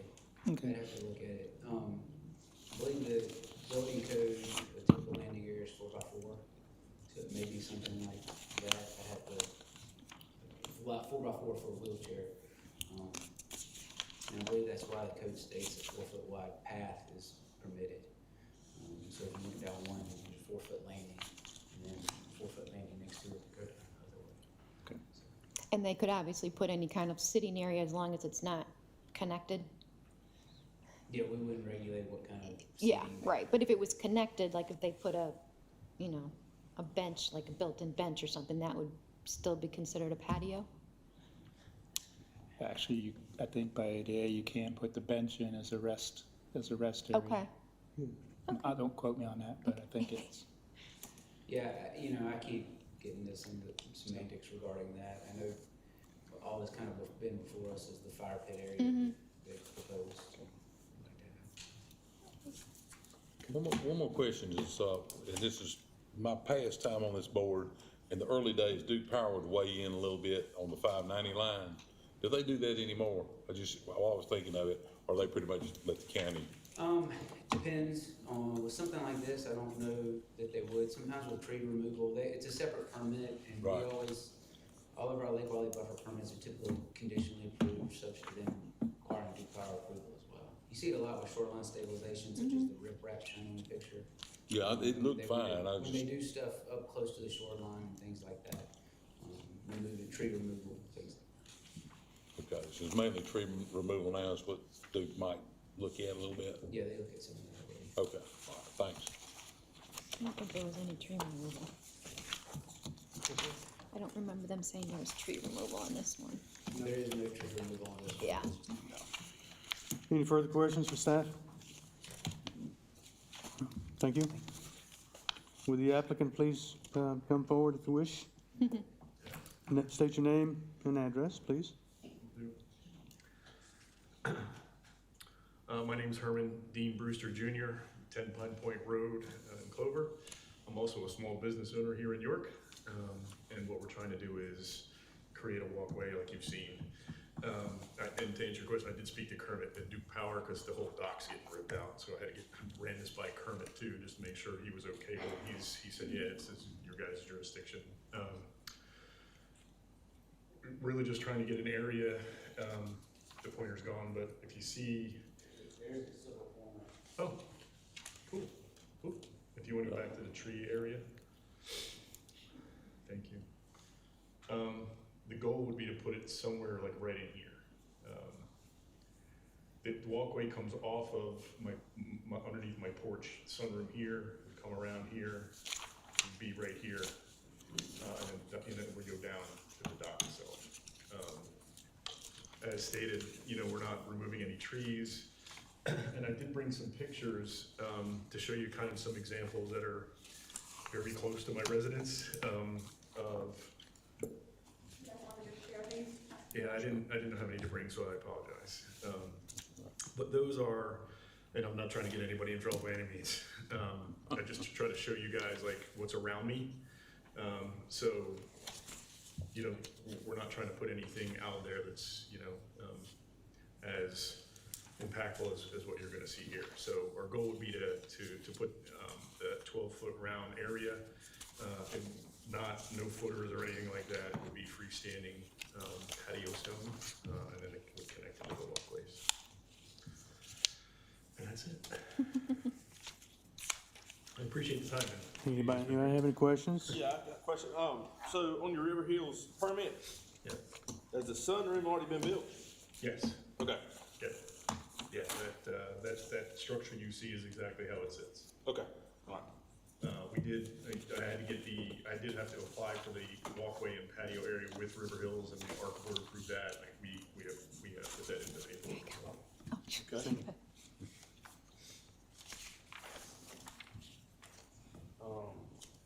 That's all I got.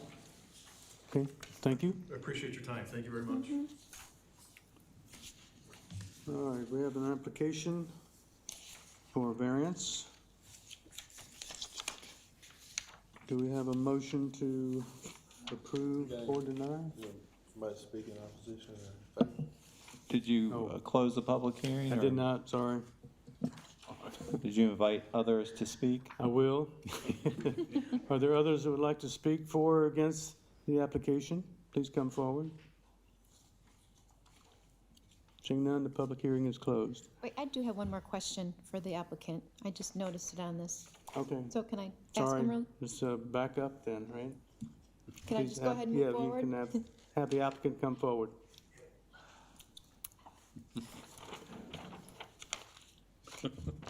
This sitting area, the picture that we received, it's very hard to see what the bottom is composed of. Is that cement or is that just pavers? Sand with pavers.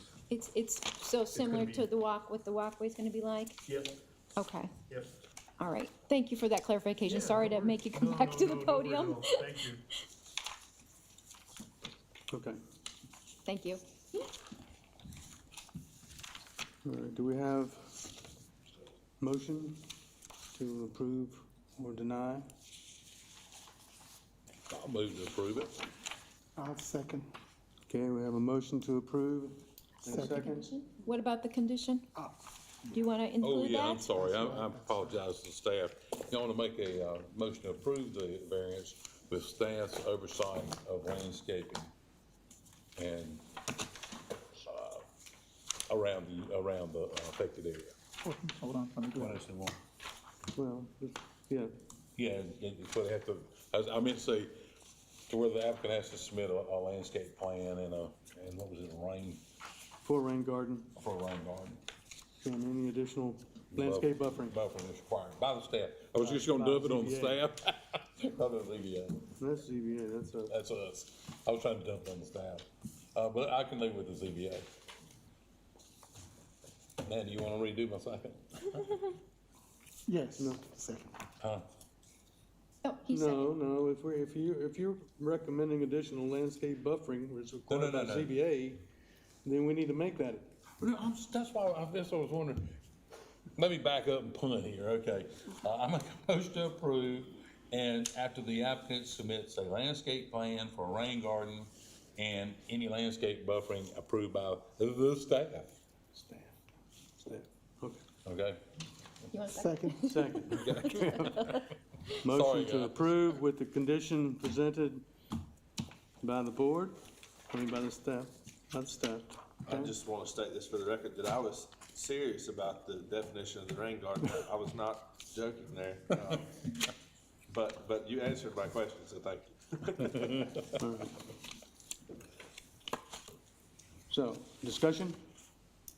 I don't, my opinion of this is if we're building a walkway, when we get into these lake wildlife buffer zones, I always think about the impact that we're gonna have on the runoff from the lake. If we're building a walkway all the way to the dock, I don't see it being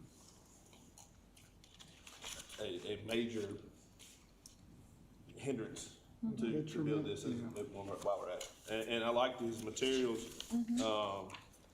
We're with the stone and the big films that we're not actually digging it up to pour concrete. We're laying them on natural sidewalks. So. Low disturbance. There you go. There you go. Here's the picture of the, So that walkway you just showed is the proposed, is that right? Yes, This one? that's an example of the technique. Okay, that's the example proposed. Yeah. Correct. Okay. And I think the fact that we're offsetting it by the rain garden, and that's part of the purpose of the rain garden is to help filter the water through, that I think that is a good solution. Okay. The fertilizer in the yard. Derek? No, I'm fine. I guess my only issue with this is I have no issue with the walkway. Obviously, it's in compliance anyway, and the sitting area. I guess I get kind of finicky with the whole Lake Wiley buffer area.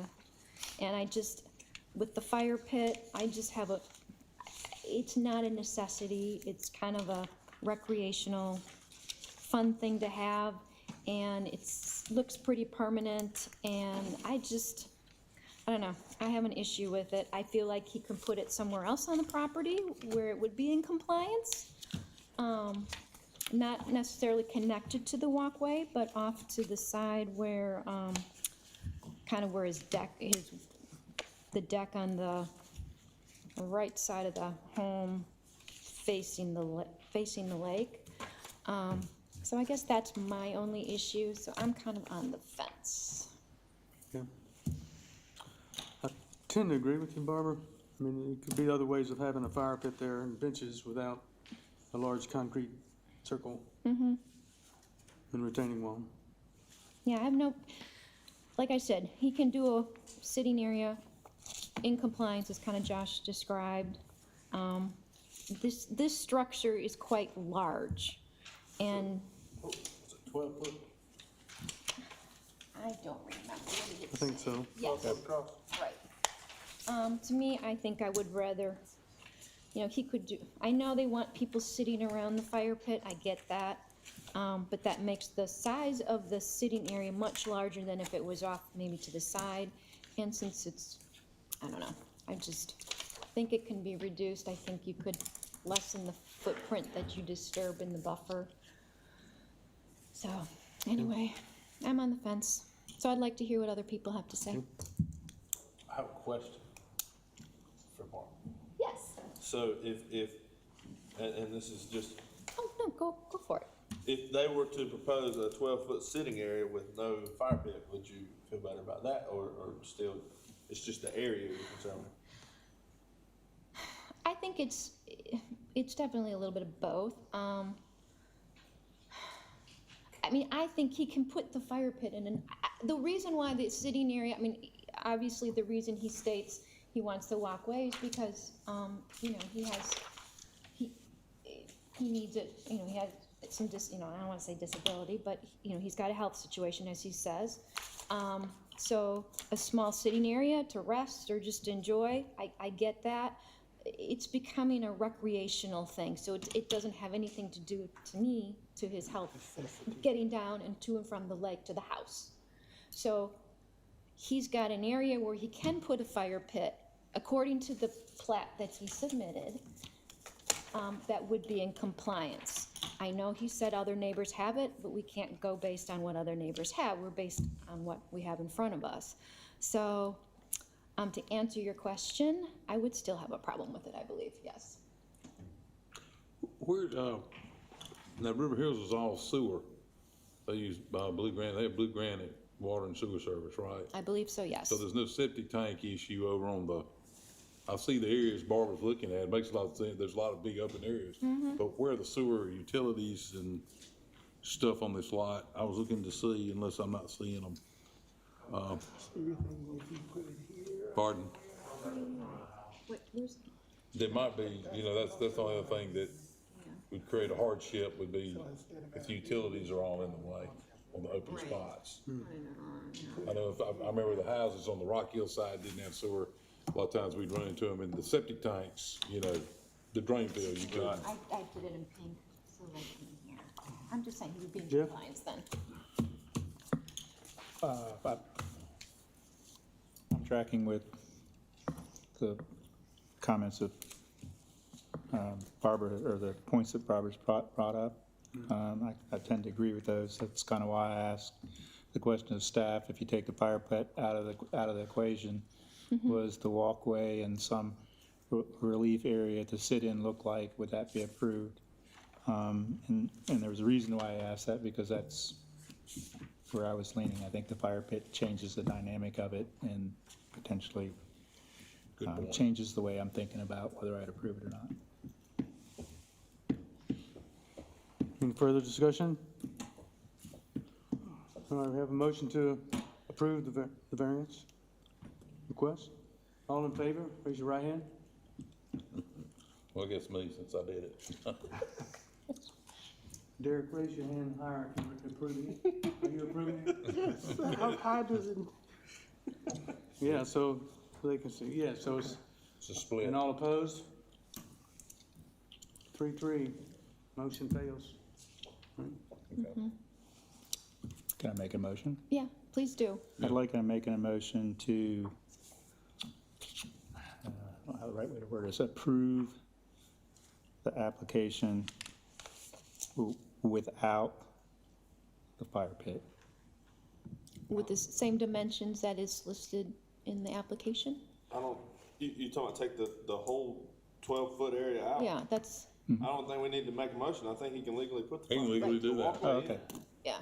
He can legally do that. Right, Okay. you put the walkway in without it. And if there's a landing area that he can put in. Okay, Too. then I'll withdraw anything that I said. Okay. So do we need a motion to deny? Yes. Okay. I mean, you just need another motion, whatever, doesn't necessarily have to be to deny, but if that's the will of the board, yes, sir. Go ahead. I made the one to Well, approve. I mean, do we need another motion if we deny? I'll make a motion to deny. And I'll second it. No, sir. I'll get on board with you guys here. Any discussion? Well, I Do we already- have a second? Did we have a second on that one? I did. Ready to Okay. Motion to deny the request, and a second. All in favor of the motion, raise your right hand. Unanimous, thank you. When you put in there. All right, next case.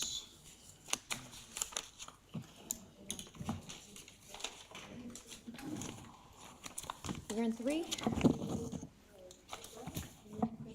that correct? You're in 2 or 3? Where's my 2? Should be two. Swanson. Yes, I don't have them, but I will find them. Our pictures? Yes. Oh, here. Right here.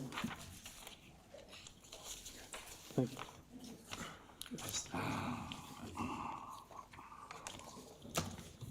See, I was for it, wasn't it? I lost that, right? Yeah. There's another one.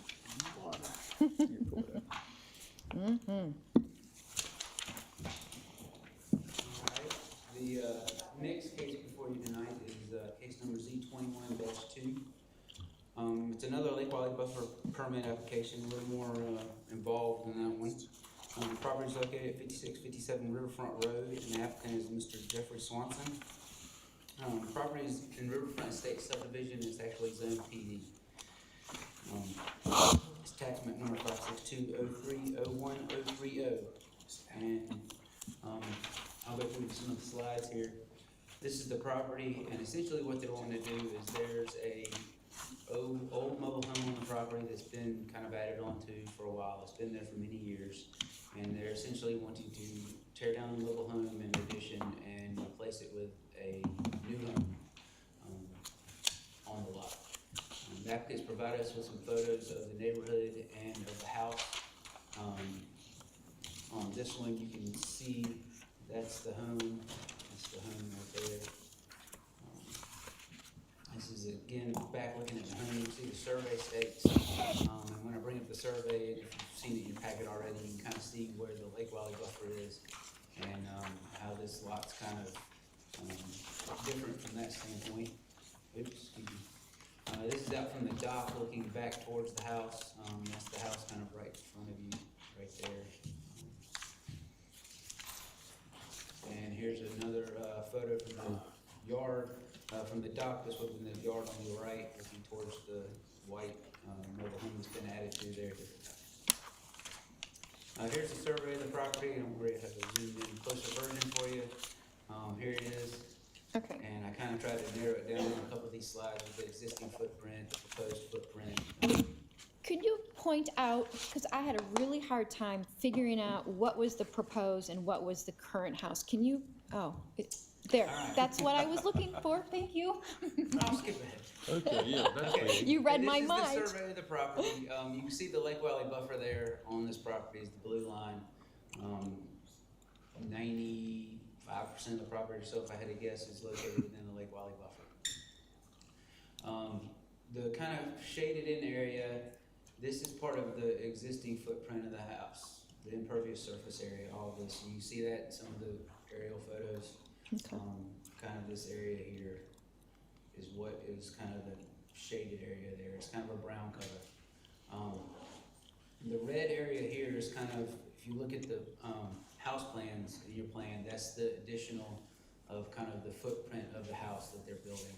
I believe if you look at the home plans, we provided the whole set of home plans. The area to the left there, I think they had some closets underneath the deck. And the green dashed is actually going to be the whole type of impervious surface area where the roof line of the house would be looking down. So the covered deck and the deck that is along the lake that's existing, that will not even be touched. That's remaining as is. This right Yeah. here? Yes, ma'am. That's existing. That's not. Yeah, so that's not there. even- It's not part of this. Okay. And the variance is just for the 900 square foot deck, is that correct? Because everything else fits in the footprint? I had a little confusion on I would have to, I don't, and I apologize, the applicant may be able to better explain the additional, are you looking for the additional footprint or the additional impervious surface area that will be there? Because when I got to looking at the home plans, I kind of realized there were two different things, because if you look at the floors from the footing plan provided in your packet, to the first story, the second story, and the deck and the roof line, the overall impervious surface area is larger than the footprint. That's why I added, the red line there is more of the actual footprint. That's where the foundation's going for the house. Gotcha. And then on top of that, the green line's gonna be kind of the roof looking down. right, which is part of it, because, So, yeah. This is maybe kind of, everyone better explain it. I was hoping to kind of show you, like, you know, this is the footprint footprint of the house, but the deck's got the roof over it. And we've dealt with this in past Lake Wiley buffer variances where they have a deck and they want to put the roof over top of it, and that's kind of, so that is, it essentially is part of it. Okay.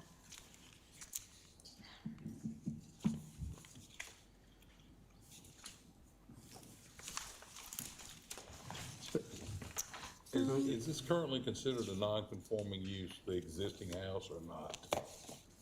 Yeah, the existing house as it sits is currently would be considered non-conforming. Non-conforming, okay. Because it's essentially located entirely within the lake. Okay, so I wanted to make sure of that.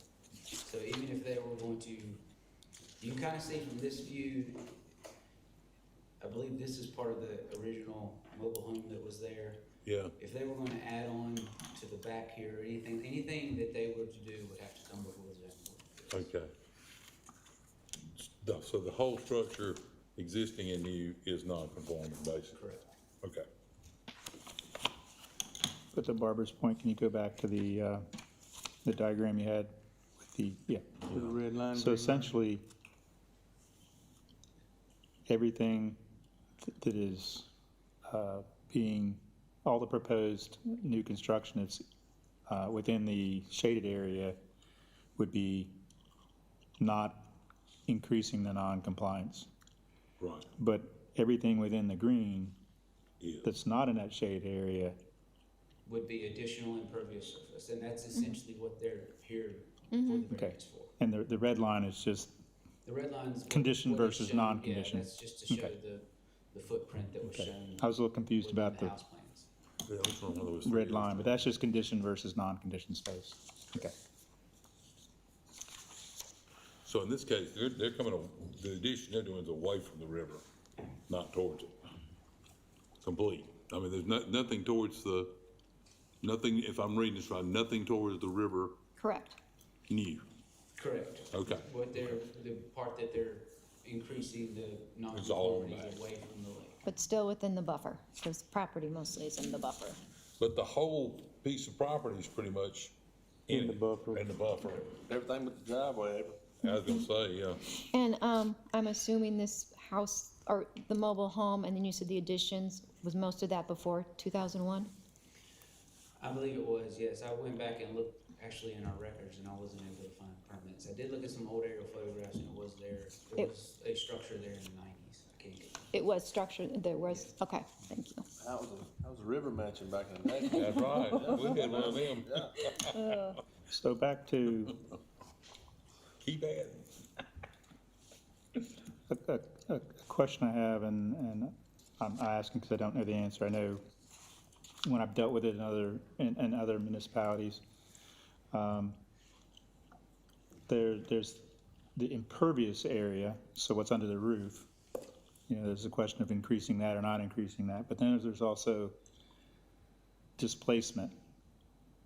So in the event of a flood or water release or whatever, there's a concern of construction and differentiating, but between what has a foundation and what basically allows water to flow underneath it. Does that make sense? It does. Okay. Is that an issue to be considered as part of this buffer line? With part of this being in the floodplain, I believe that's something, you know, as they move forward with the permit and going through that process, our environmental compliance folks, our stormwater folks, our floodplain manager will look at all that and they would take that into consideration. So That's typically handled administratively. from that okay, so what we're looking at is just impervious versus non-impervious, essentially. Simple term, yes. Okay. Yeah, if it What's was the gonna be rain in that garden? exact shaded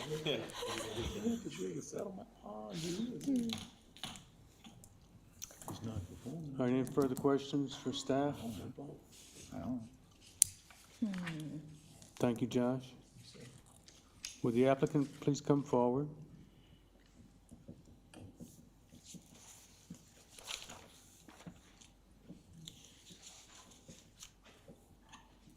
Thank you.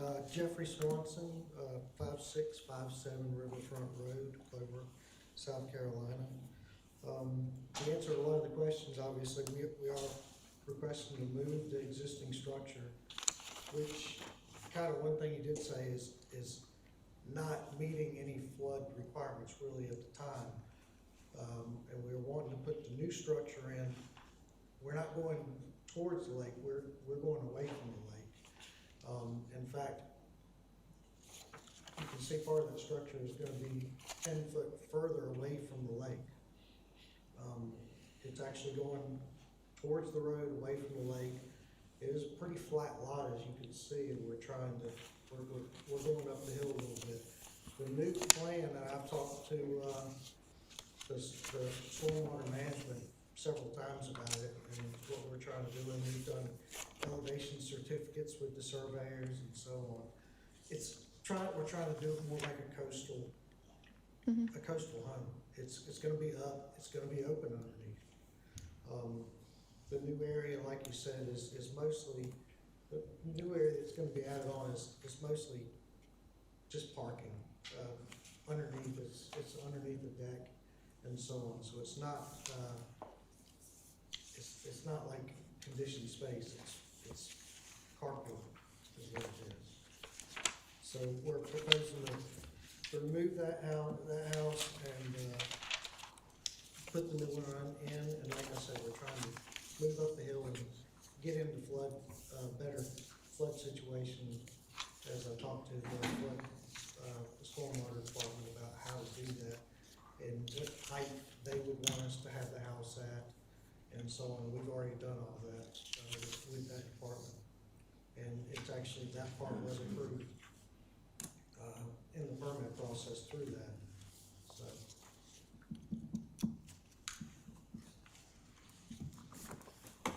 Mr. Swanson, you mentioned the parking. You said the front, that's toward the road, right? Correct. So that will be, is that within that green area on the left? That's correct, Front? yes. So that will be pretty much impervious Correct. ground level. You won't have an open space there, right? Not like you would if you had a covered porch on the back where it's 10 feet off the ground. So, It's an impervious material as opposed to is this here grass. on the left-hand side of the home? Versus grass. It all Right, kind of looks like right. side, but is this gonna be actually open, or is that a garage door? No, it's open. It's open. Oh, yeah, okay, So, that's open. I think that's where you're looking at. Yes. It's Okay. open. So that's an open garage there, you're right. That's not a door. It's actually open on left and right. Okay, I see it over here now. I know it's shaded Go back to the house. Yeah. red, but that's actually gaining more, support and conditioned space. You said that's open. What's the flooring? Yeah, But it has a hard surface, Yes. right, as correct. opposed to grass or Right. whatever. He's got concrete under it, wrong. So it says too on your application that you've got a private well and septic. So, since you're kind of taking up more, you don't have a whole lot of, green space based on your lot size and you're making the footprint, somewhat bigger. Have you already gone through that process and everything? Yeah, I have. I've had everything was inspected. Okay, so there's plenty of, where is, There's a septic on this lot? yeah, it's well and septic. He's probably got the old pipe to the river. Well, 0.176 acres? yeah. I was shocked too. I figured it was city. All those houses in there are that same way. Where, and just for my curiosity, I know. where is the septic on this lot? Two rifles, he It shot the goes ends out of them out pretty good. front and goes down. Put her in. To the right of the deck area? That was a thick type. Crazy.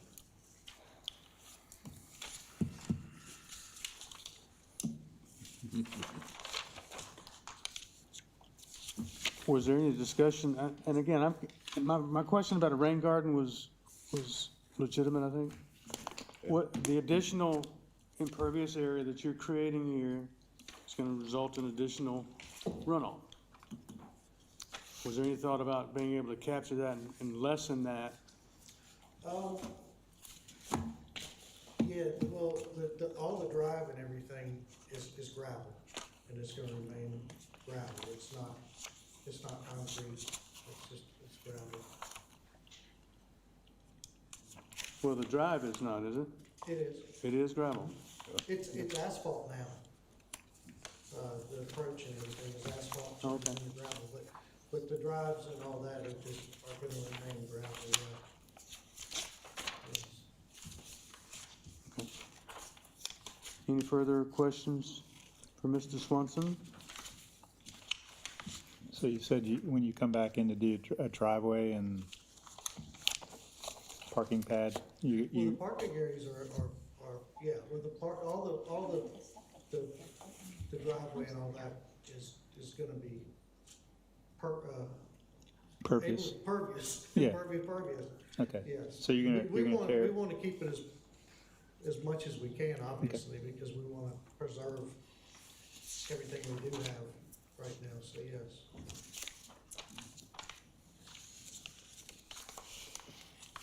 Okay, any further questions? Kind of felt like we're trying to move away from the lake.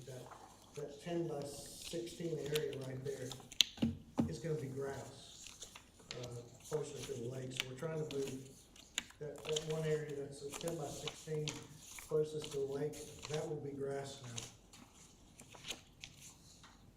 Oh, so you're removing impervious area in that direction? And it is gonna be grass right there in that Okay. area. That one area, Well, that green dash line doesn't show that. that, if I can move, did I change something? Josh is moving it around.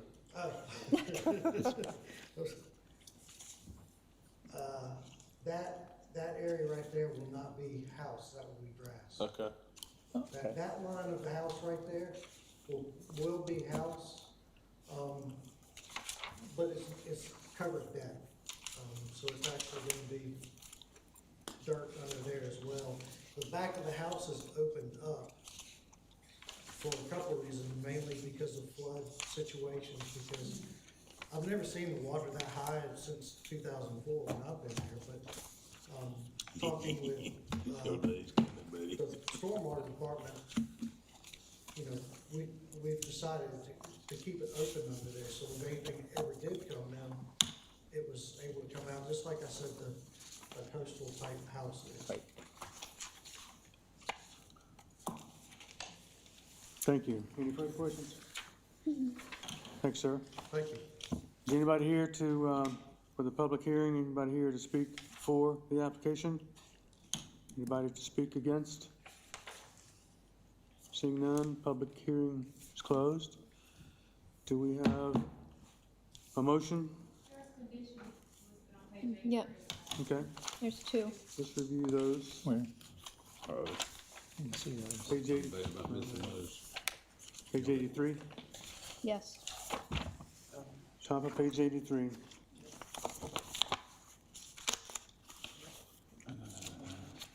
And it basically just deals with the trees Yep.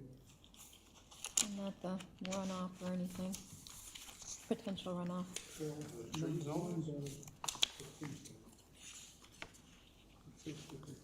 Yeah,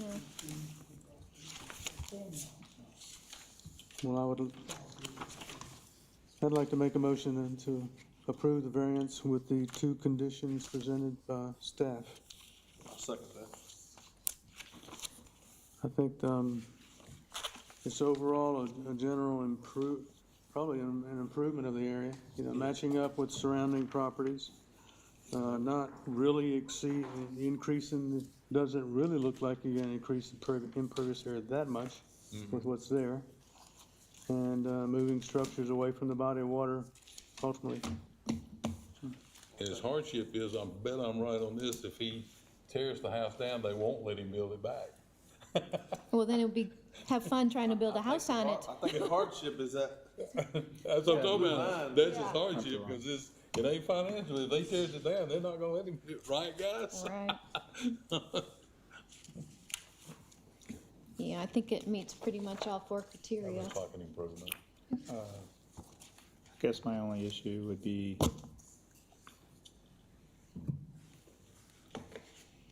the drive and the parking areas.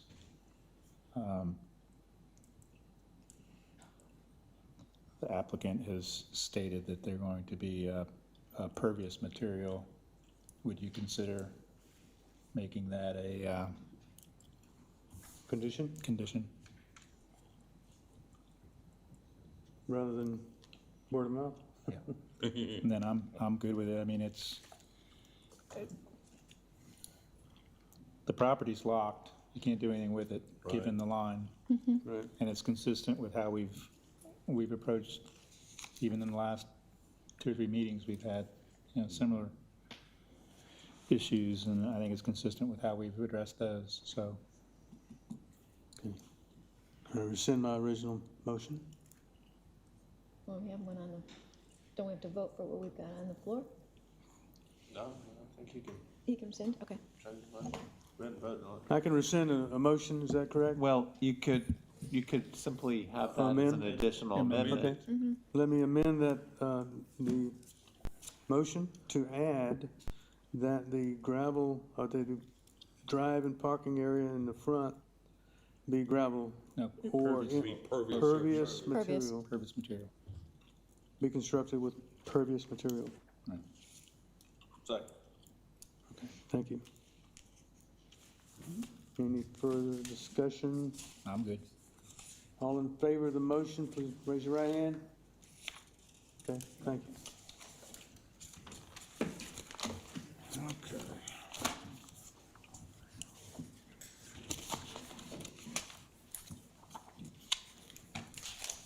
Oh, we still have 2 more? Oh, thanks. If we had just many. You just couldn't get past that first one. Good evening. Our case back tonight is case number Z21-3. The applicant is Otis Whiskey. The property is at 1289 Tom Joy Road. Tax parcel number is 362-0000-130, and the zoning is RC2. He is requesting a variance from the road frontage requirements for along Tom Joy, which is 150 feet. He does not have enough property to divide 3 ways for his children for each lot to meet 150 feet. So this is a proposal, this is not a plat.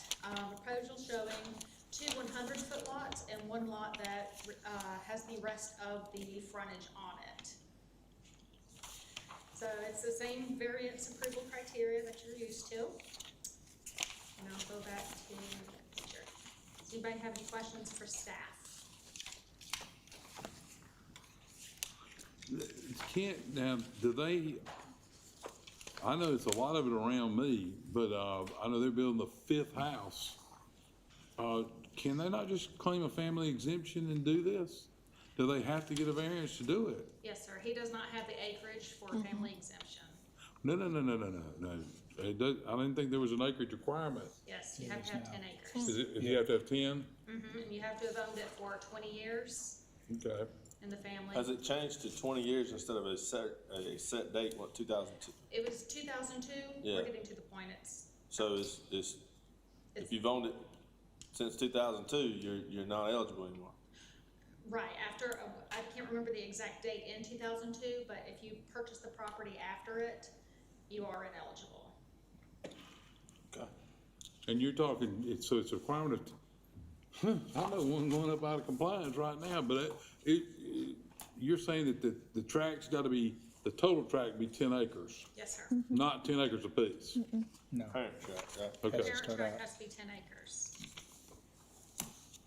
Yep. That law changed in 2019. Okay, Along with the road frontage requirement. yeah, I remember when all that went down. Okay, I thought this would have qualified. You're stupid to do it, but, cause you can't ever sell the house, cause you don't have any frontage, but a lot of people do it. Huh, okay. See, I'm learning. Y'all need to keep me straight now. Okay, thank you. Any other questions? Oh, I do. What is the, do you know off the top of your head what the speed limit of that Tom Joy Road is? Women in SUVs, 90. Well, my God, me I'll feed ask my the cow. applicant. Okay, I just thought while I had you up there, maybe you knew off, so. Okay, that went into consideration. When they did the Rose Bar, I remember, because I went to those meetings. Well, you were there. He was there too. That's what we was laughing about when they changed the frontage amount. Yeah. The state set the 325 or 340 on the major arterials, and they did some minor arterials, and the county redid the list. And the list, I think, is still on the website. And you can look up all the roads and whether it's a major or minor arterial. And then it has to be a minor arterial to have 150? Major and minor arterials are 350, and major collector is 150. Collector, that's what I was Collector, looking for, that's yep. the word. And that's what it says in question number 1. Major collector. Yep. I knew I'd hit it sooner or later. Okay. So I'll reframe my question for the applicants. Okay. Thank you. Good. Would the applicant please come forward?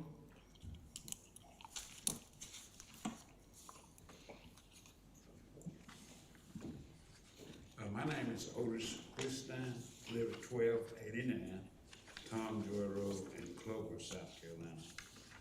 And I'm requesting a variance of 100 feet of roadway instead of the required 150 feet. I am a retired police officer, gave York County 40 years of service, and I know nothing about zoning. I'm sorry, what was that? Thank you for your service, but I didn't catch what the last part I said. said, I know nothing about zoning. Oh, okay. And what I'm requesting is, I have a daughter that wants to build her house there, or her residence. And with the dimensions of the property and all being at an angle, the property has a creek that runs through it, Calabash Creek, on part of it. And with the road front and the other children that wants to build a house, it would be kind of hard to get the three done. So I would ask for the variance, but and also in the back of the property, back on into an angle to a 0 point in the back, that would render some of that property useless, even with the creek running through it. So technically, I would ask if there's anything that I've missed and something that you want to know, would you ask me, and I would answer to the best of my knowledge. What is the speed limit of that road? You knew it was coming. 45 miles an hour. 45 miles per hour? Okay. And I noticed on the aerial map here that we were given in our packet, I'm trying to, where, I'm assuming, yeah, where your driveway is now, and there's kind of a curve. Is that kind of a blind curve? I mean, Technically, is it tough to get out there when? technically it's not blind. There's one tree that has grown up that has the ability to see completely around the curve. So you have a good sight distance? Have Okay. pretty much a good sight distance. Both ways, if you're pulling out, whether left or right? Okay. Go ahead. I'm sorry, I thought you were done. No, I was just, one other question. So you've got it divided into 2 1-acre lots. Are they both for family members? Yes. Okay, I missed that. I apologize if I did. So, okay, thank you. Tony? Is it 3 houses directly across from you? There is, my sister lives directly in front of me. Okay. There is another home to the right of her, and then there's another home to the left of her. Okay. That is across the road, and then beside me, there's 2 parcels of land that has a home on it, and then the probably 250 feet down from where my residence is another one. Got it. Thanks, sir. Thank you for your service, too.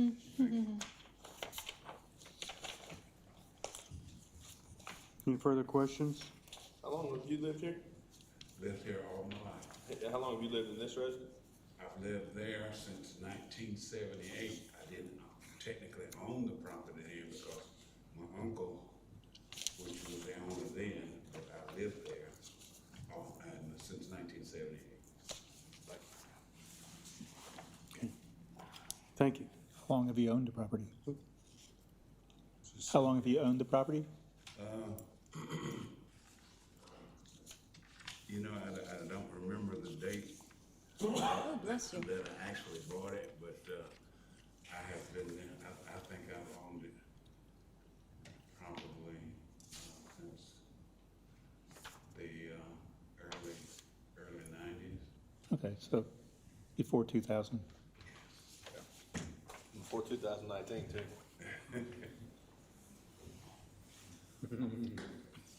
I'm not leaving. Cold.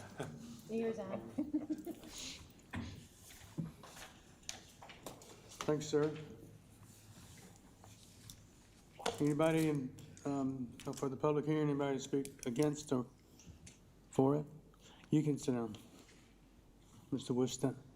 Wistine? Thank you. Anybody?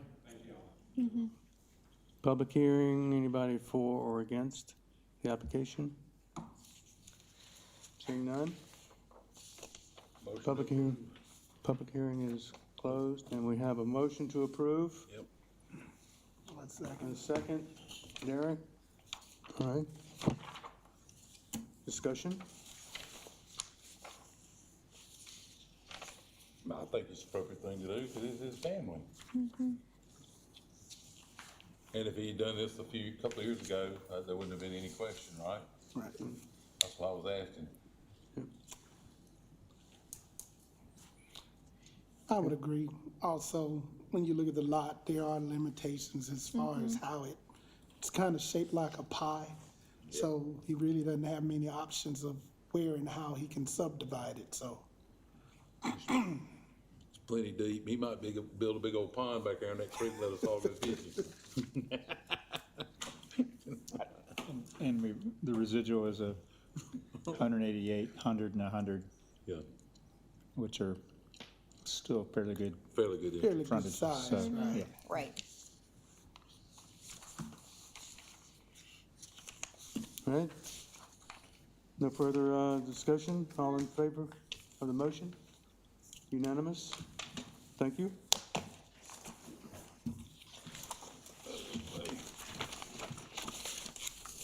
Next case, Z21-4.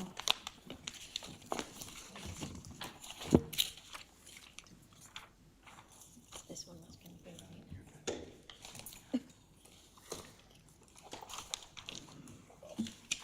Okay, case Z21-4. Applicant is Cynthia Slagle. The property is on Open Meadow Road in Rock Hill. Tax parcel numbers for the two parent parcels are 692-00-00-044 and 692-00-000-079. Both parcels are zoned RUD, and they're requesting a variance from the road frontage to subdivide the land. Here you can see they're actually she owns four the parcels there. The one that looks like it's cut out, she also owns. It just looks like that because two of the parcels have the same tax parcel ID number. And I have included a graphic kind of highlighting the piece she is trying to subdivide out. It's the teardrop shape highlighted in green for the house that is address 254. The land itself does not actually abut onto Leslie Highway. It has access from a private drive in Open Meadow, which runs through the right-of-way for Norfolk Southern. The applicant has gotten a lease, so she can legally access this land across the Norfolk Southern right-of-way.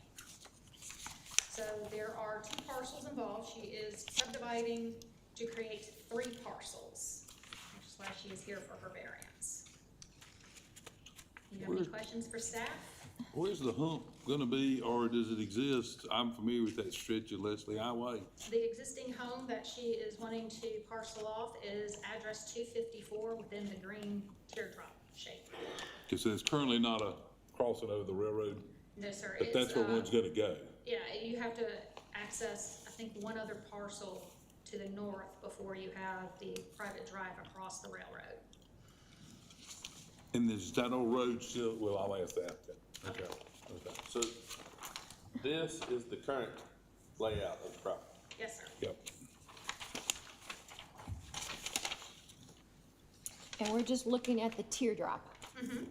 Okay, that's what the variance is for, 350 feet. Right, because it has 0 road frontage. Okay.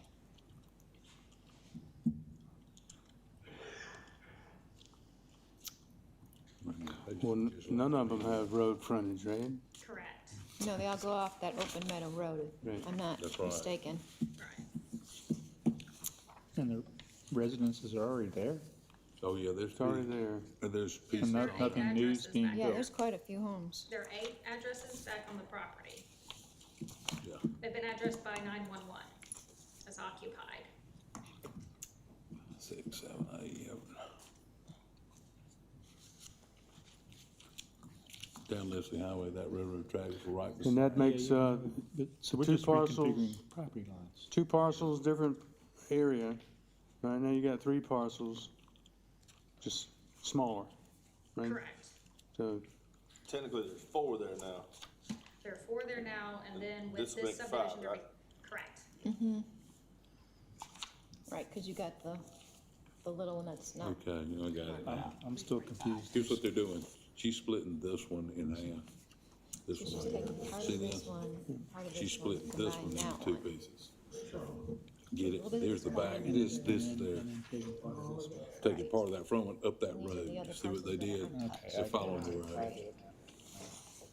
road. So this piece of property But we're not voting on that. Harder to get, well, we see, is even worse. well, you got this gravel road going through here. Yeah, but you can't, technically you can't consider that.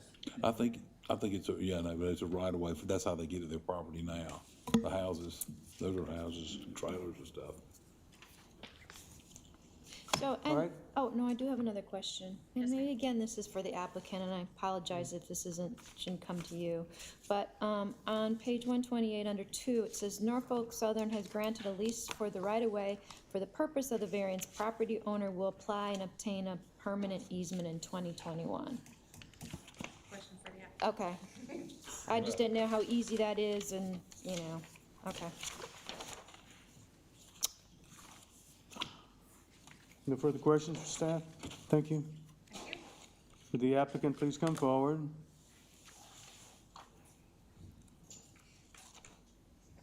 Hi, my name is Cindy Slagle. I'm here with my husband Lanny and my real estate agent Darla. We have 18 acres in the Leslie area, Rock Hill, and this has always been family land.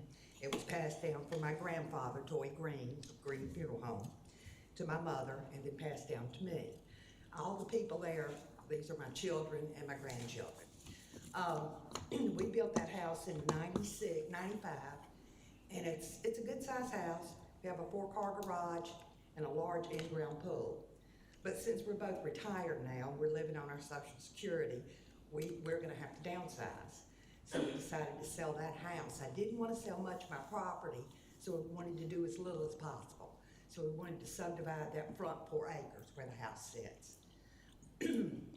And we put it on the market, and the first day we had 3 offers. We found out later when we got ready to close that we had to have a variance because though we've been using that right-of-way for 50 years, we didn't know that, we didn't have direct access to the property.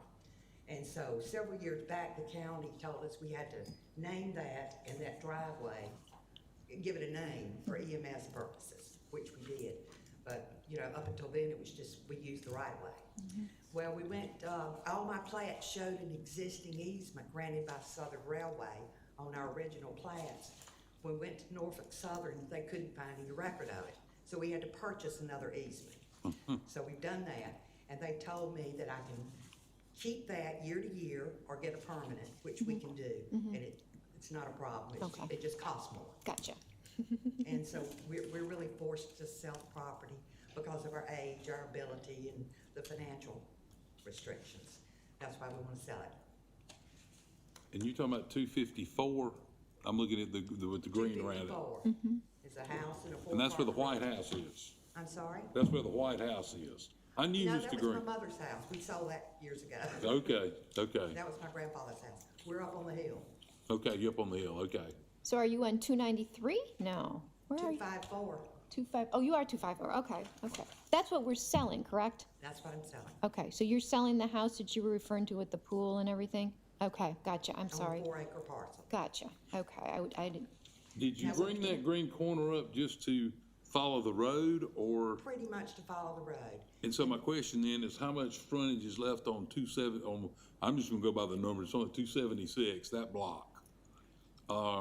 Between, when you turn off onto Open Meadow Road, the frontage between there and the corner of that lot. It's got the pond on it in 276? I'm right, I don't know how much. Technically, because I've dealt with some land in this area, technically, I don't think any of that's road frontage, is it, because of the railway? I don't think there is. That was gonna be my third question, I don't know, I was gonna ask staff and that. just because I owned a piece of property down the road, the neighbors had an easement over it, and I had to buy an easement to their easement, so, because I do not think that there's, and staff may can. Yeah, but that's. I'm pretty sure that there is no road frontage there. No, it's just that right of way between the railroad, and that runs parallel with my property line. And, I think it's like I'm sorry, I think it's like 30 feet. Well, I asked the staff, they were doing a bridge on me over on Ogden Road, and then they did one on me on Ogden Road, and the guardrail question I asked them was, when the guardrail goes up, and the county told me, and I got a lawyer, and he confirmed it, you can continue to count that frontage on the county. All it takes is a change of an ordinance, and you can't. And so I made the state pay for that guardrail, big time. And so that's a question for staff. Is there, what's the variance here for? Well, this one here says proposed parcel 350 minus 0, so it equals 350. Sorry, I'm not staff, but I did say that one. Okay, I hadn't read that for you. That was my question, was the same thing. Here you go. Here's written right here. Per the proposed plat, subject properties has 0 foot of road frontage along Leslie Highway. right, yep. Because of the railroad, correct? We're asking y'all, staff. Correct. Well, so here's another question to staff. Yes. Oh, I didn't hear. So normally, when we see these, we're dividing a piece of property, and therefore, both of those pieces of properties are being, only one piece of property is being affected. In this case, we're taking a piece of property for another one, so now we're making another piece of property not, I guess, increasing the non-compliance. Is that an issue? Yes. That was one of the original reasons for the variance, is because the residual parcel for the 276 only has about 150 feet, and you need 350 feet along Leslie Highway. Okay, so that's addressed in this? Yeah. Okay. So it does have road frontage? No. No. But No, if but you it were still going to needs to have be- road frontage, Gotcha. If it did, it Yeah. wouldn't be in compliance. Right. But it doesn't. Well, my question is, why come the county doesn't count that? Particularly since it's been slowed down by that. I mean, that's a county rule, that's not a state rule, right? the open meadow, No. No, Leslie Highway. No, Referring to the railway? I'm looking at the railway right-of-way road. Why is it not counted? because it's a private drive. It's not maintained by the county. Well, but the county sets limits, the state does my roads, and y'all set minimum widths, so. It doesn't have a right-of-way, it's a private driveway installed by the property owners. Right, but most of the highways, the paved roads out here are state-owned, not county. You don't own them either, so why do you count that frontage, but you don't count this? It's a public road, is my Because question. the state maintains the roads, and we have no control over who maintains the private roads. you don't have any control of the state either. That's my Well- point. But it's a Y'all ain't government- hearing it's me. It's public versus private. Frontage is along a street right of way. This is along a railroad right of way. Right. Does that help explain it? There's a difference between a railroad right of way and a street right of way. This has frontage along a railroad right of way and is accessed by private drive. Right, but the purpose of the frontage requirements is so that you don't have 50 driveways going down the road, pulling out it, and they have to be based on the speed limits and everything, is the further apart they are. In this case, it comes out in one place on Leslie Highway, so it don't get any safer than this.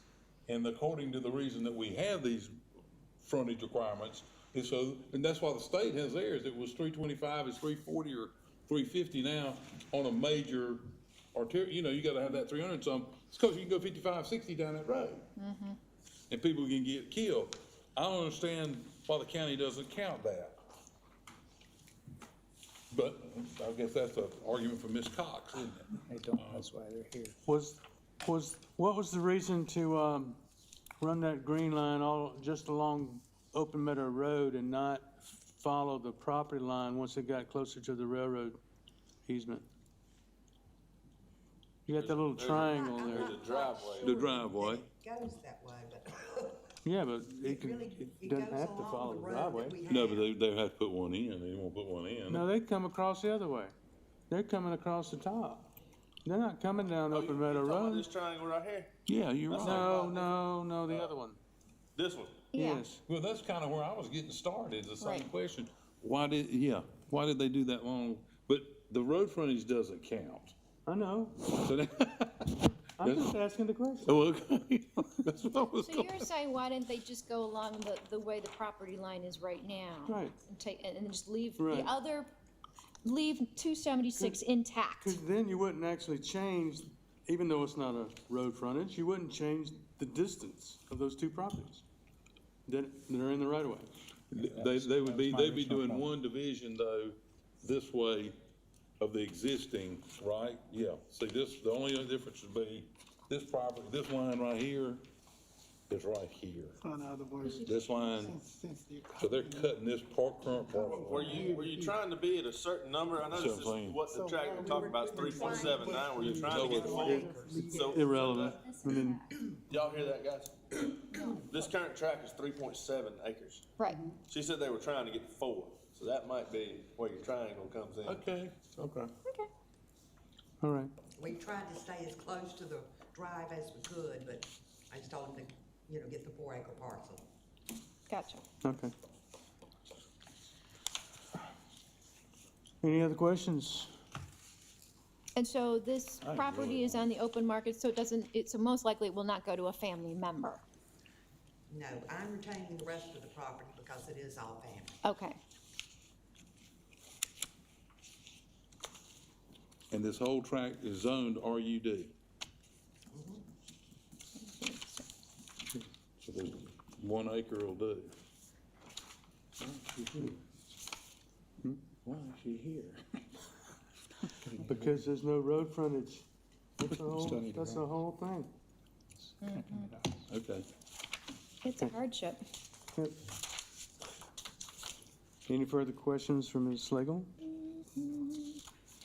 Okay. No, No, thank you. Thank you. All right, we'll open it up for public hearing. Anybody want to speak for the variance request? Anybody want to speak against the variance request? Public hearing is closed. Do we have a motion? What are we approving before we get a motion? The variance for the road frontage, To grant them the 350, variance of road frontage. because they don't have road frontage. Because they don't have any. Okay. Correct. Because the private road is not considered.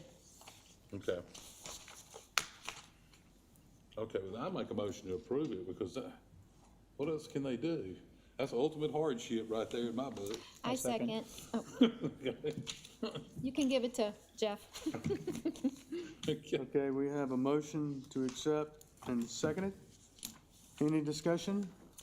I just think it meets all the criteria. I think it's a definite hardship, granted that they aren't considered any road frontage because of the the railroad being there, and, I think, if they wanna sell, they've gotta have a variance, and I think it's not right to hold them back from not being able to sell their property rightfully, so.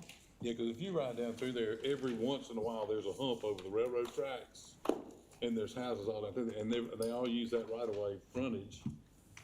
And that's safer than anything you could possibly, because if you pull out there at the wrong time, the train gonna get you.